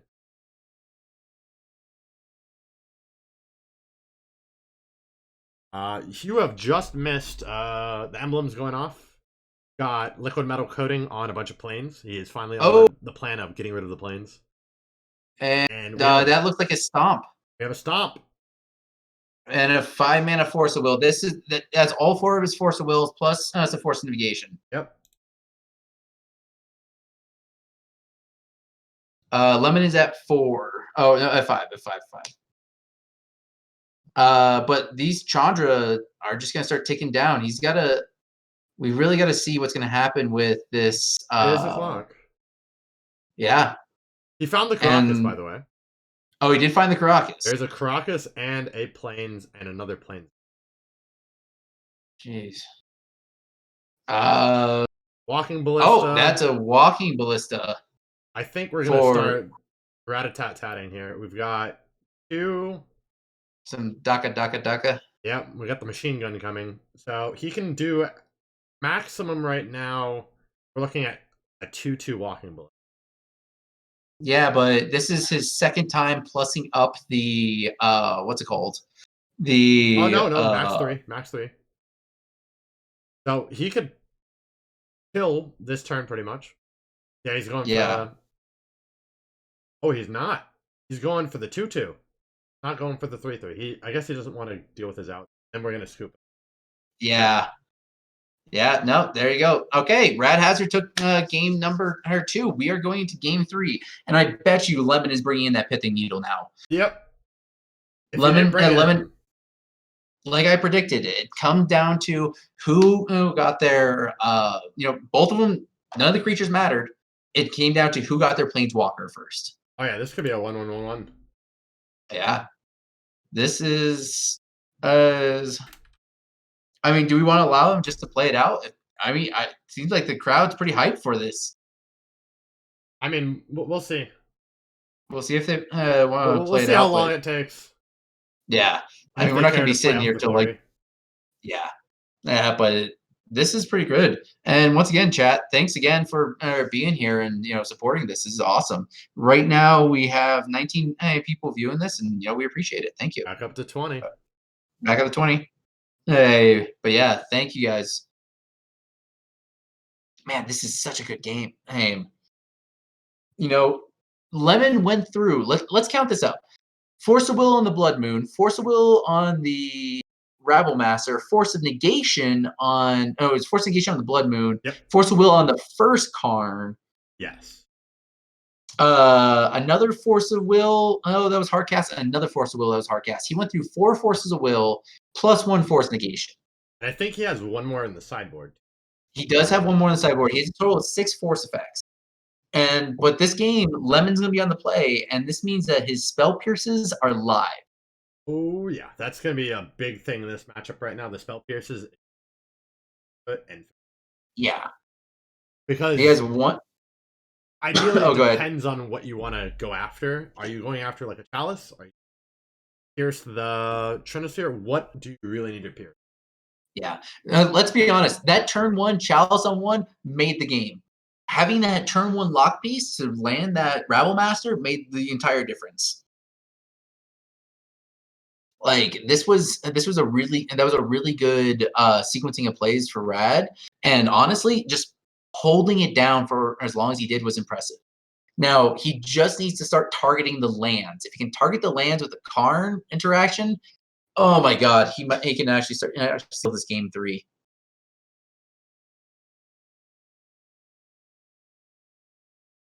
Indeed.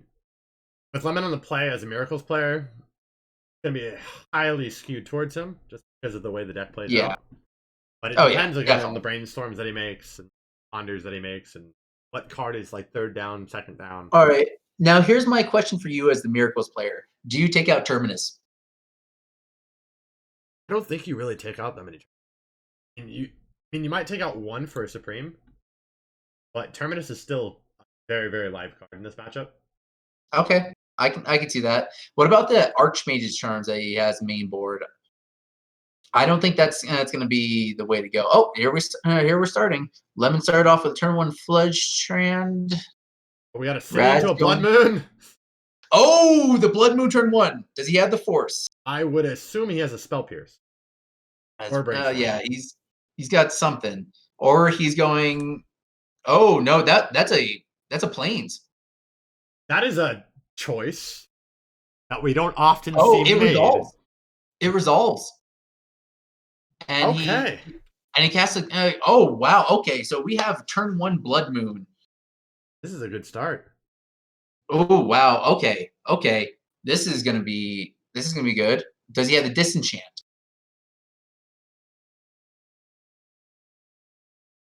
Okay, so we got Island Plains. I mean, obviously, Miracle's going to be that affected by Blood Moon. And most often, just shuts off that shuffle effect for the Brainstorm, and that's huge.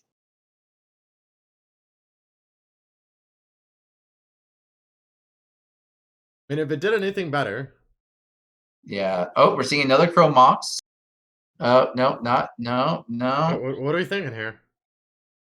I'm guessing he might have a 4-mana threat, and he's deciding how he wants to do it. I don't know what that's exiling. I think it's... I actually don't know. Is that a Fiery Confluence, I think? Based on the border? Mhm. I think it might be a Fiery I Confluence. can see partial colors. Yeah. Okay. As the Miracle player, I really feel bad here. That is a Yeah. Snapcaster for value. Yeah. Just end of turn Ambush Viper. It's a 2/1. That is a nice Yeah. mountain. That is a beautiful mountain. That's a very expensive I think mountain. it's $400 currently. Yeah. Open to market, but it's a very nice mountain. Oh, it's a wonderful mountain. Oh, we see the Monastery Mentor. Mentor has Okay. finally come out. Yeah. Mentor is a very solid threat. City of Trader's Trigger. No trigger. It is a mountain. Oh, it's a mountain. It is a mountain. It is It's a mountain. nice mountain. It is a beautiful mountain. Wonderful mountain.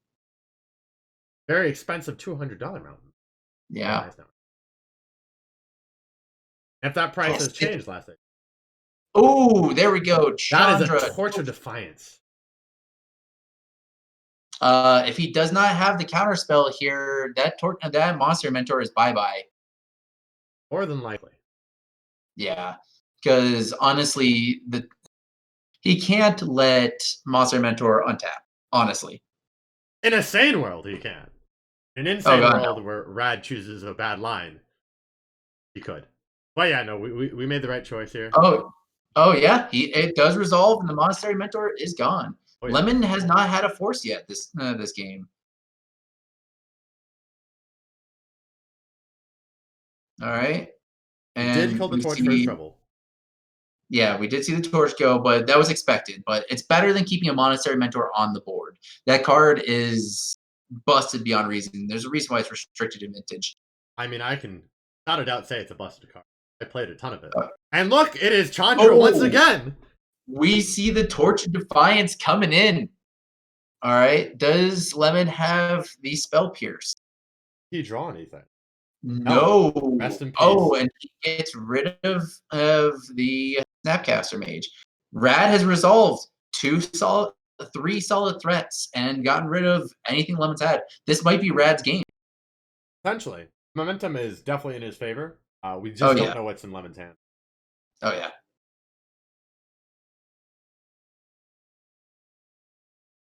If I had like a favorability and probability bar, I definitely would skew heavily towards. Oh, okay. Looks like he is bouncing. I would imagine. Oh, the Chroma. okay. Keeping. Okay, it is exile. The Blood Moon is permanently exiled. Okay, he's taking him off mana.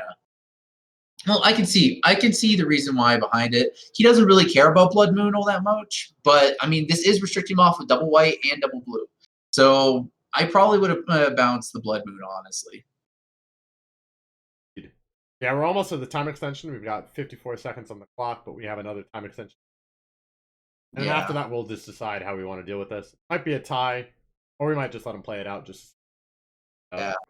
And that is a land, so it's 2 damage to Lemon's face, putting him down to 17.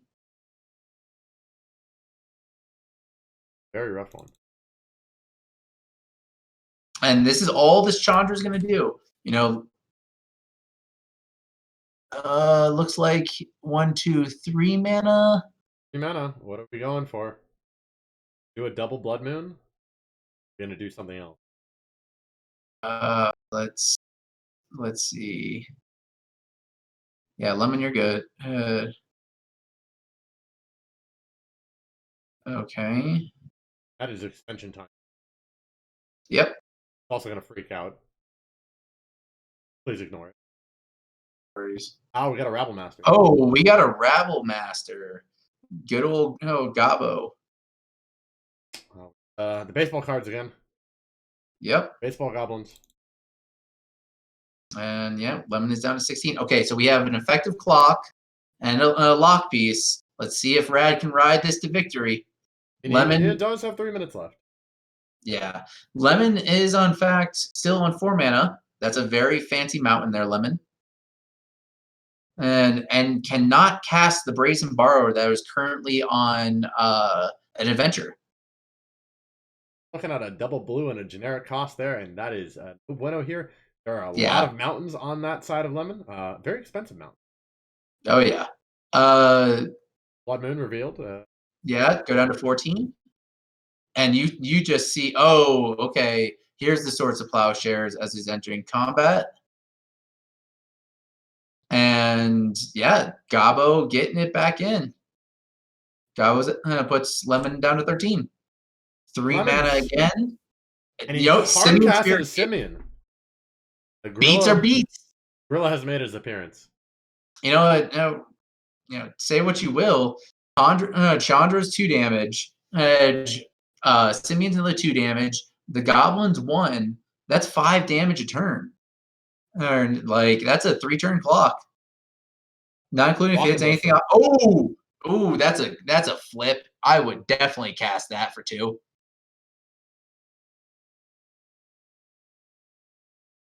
Oh, that's from his sideboard. Oh, okay. Would you cast the Trinisphere? I wouldn't. No. It's better as 2 damage. I like guaranteeing damage. Yeah. And Lemon is down to 8 right now. My clock is way more important on this time extension.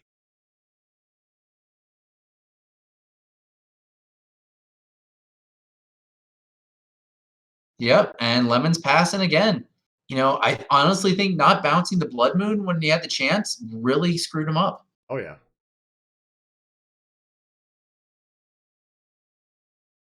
Mountain. That's another 2 damage. Coming in for 3. Does Lemon have the answer? I don't think so. That is not looking good. That is a mountain. That is GG. GG. Oh, that is a moat. And he brought in the moat. Oh, that's a moat. Oh, Rad Hazard takes it. 2 games to 1. And man. Red is the time ended too. Oh yeah, that was good. Oh man. Rad saving us. Yeah, Rad Hazard going to show. Can we get some hype in the chat? Like, that was great. Hey, that was, Rad Hazard single-handedly saved the mods from the sweep. Oh, yeah. Hey, Rad Hazard is the MVP among the mods today. This is the reason he's still the boss. Yeah. That was a great game, and man, like honestly, that was that game too had my heart going.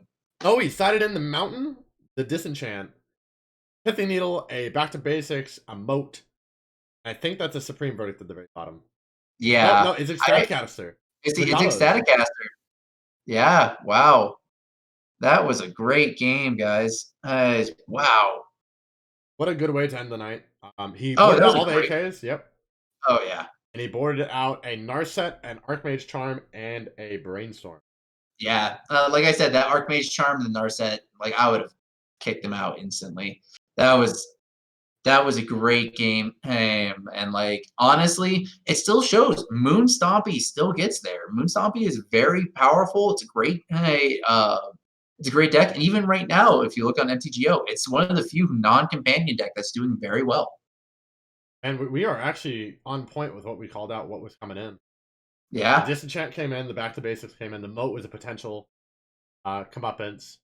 And of course, you were right on the money. The Pyroblast and the Chandra's instant forms. Yeah, that was instantly. Hey, I've never been a big pilot for Red Prison or anything like that, but I do watch a lot of like Red Prison gameplay, stuff like that. Pleasant Kenobi is really big on Red Prison, and like I've watched his matches with that deck 1,000 times because Rad Hazard has kicked my ass too many times with Red Prison for me to not like learn the matchup. And there is the final force of Nick. Yep. Man, that force of negation. Like, Brad worked his way through 5 force effects that game, too. Oh, yeah. 5! That's insane. I'm very surprised we didn't see the Archmage Charm in any of them. Yeah. But it is some sweet tech, depending on if you draw 3 cards. The last ability isn't super relevant. I mean, unless you're stealing a Delver away from someone. Yeah. Very rare. Yeah.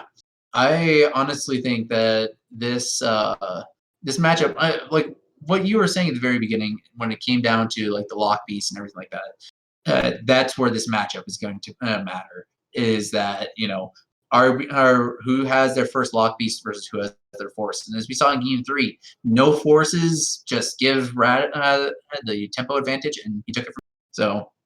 So, but I think we're gonna be wrapping this up. Thank you everybody who came in. Thank you to all the competitors, and congratulations to all the competitors that won. We will be doing this again for next Thursday. Hey, hopefully, hey, if we get more people to sign up. And have a good night, everyone. Thank you for watching the stream. There were some hiccups here and there, but we had a bunch of fun. We love interacting with our community, so hopefully everyone had a fun time watching us. The VODs are going to be hosted here on Twitch. Check them out. I'm going to probably put a link. And then if anyone wants deck list, I'm more than willing to give them out if the players have permission.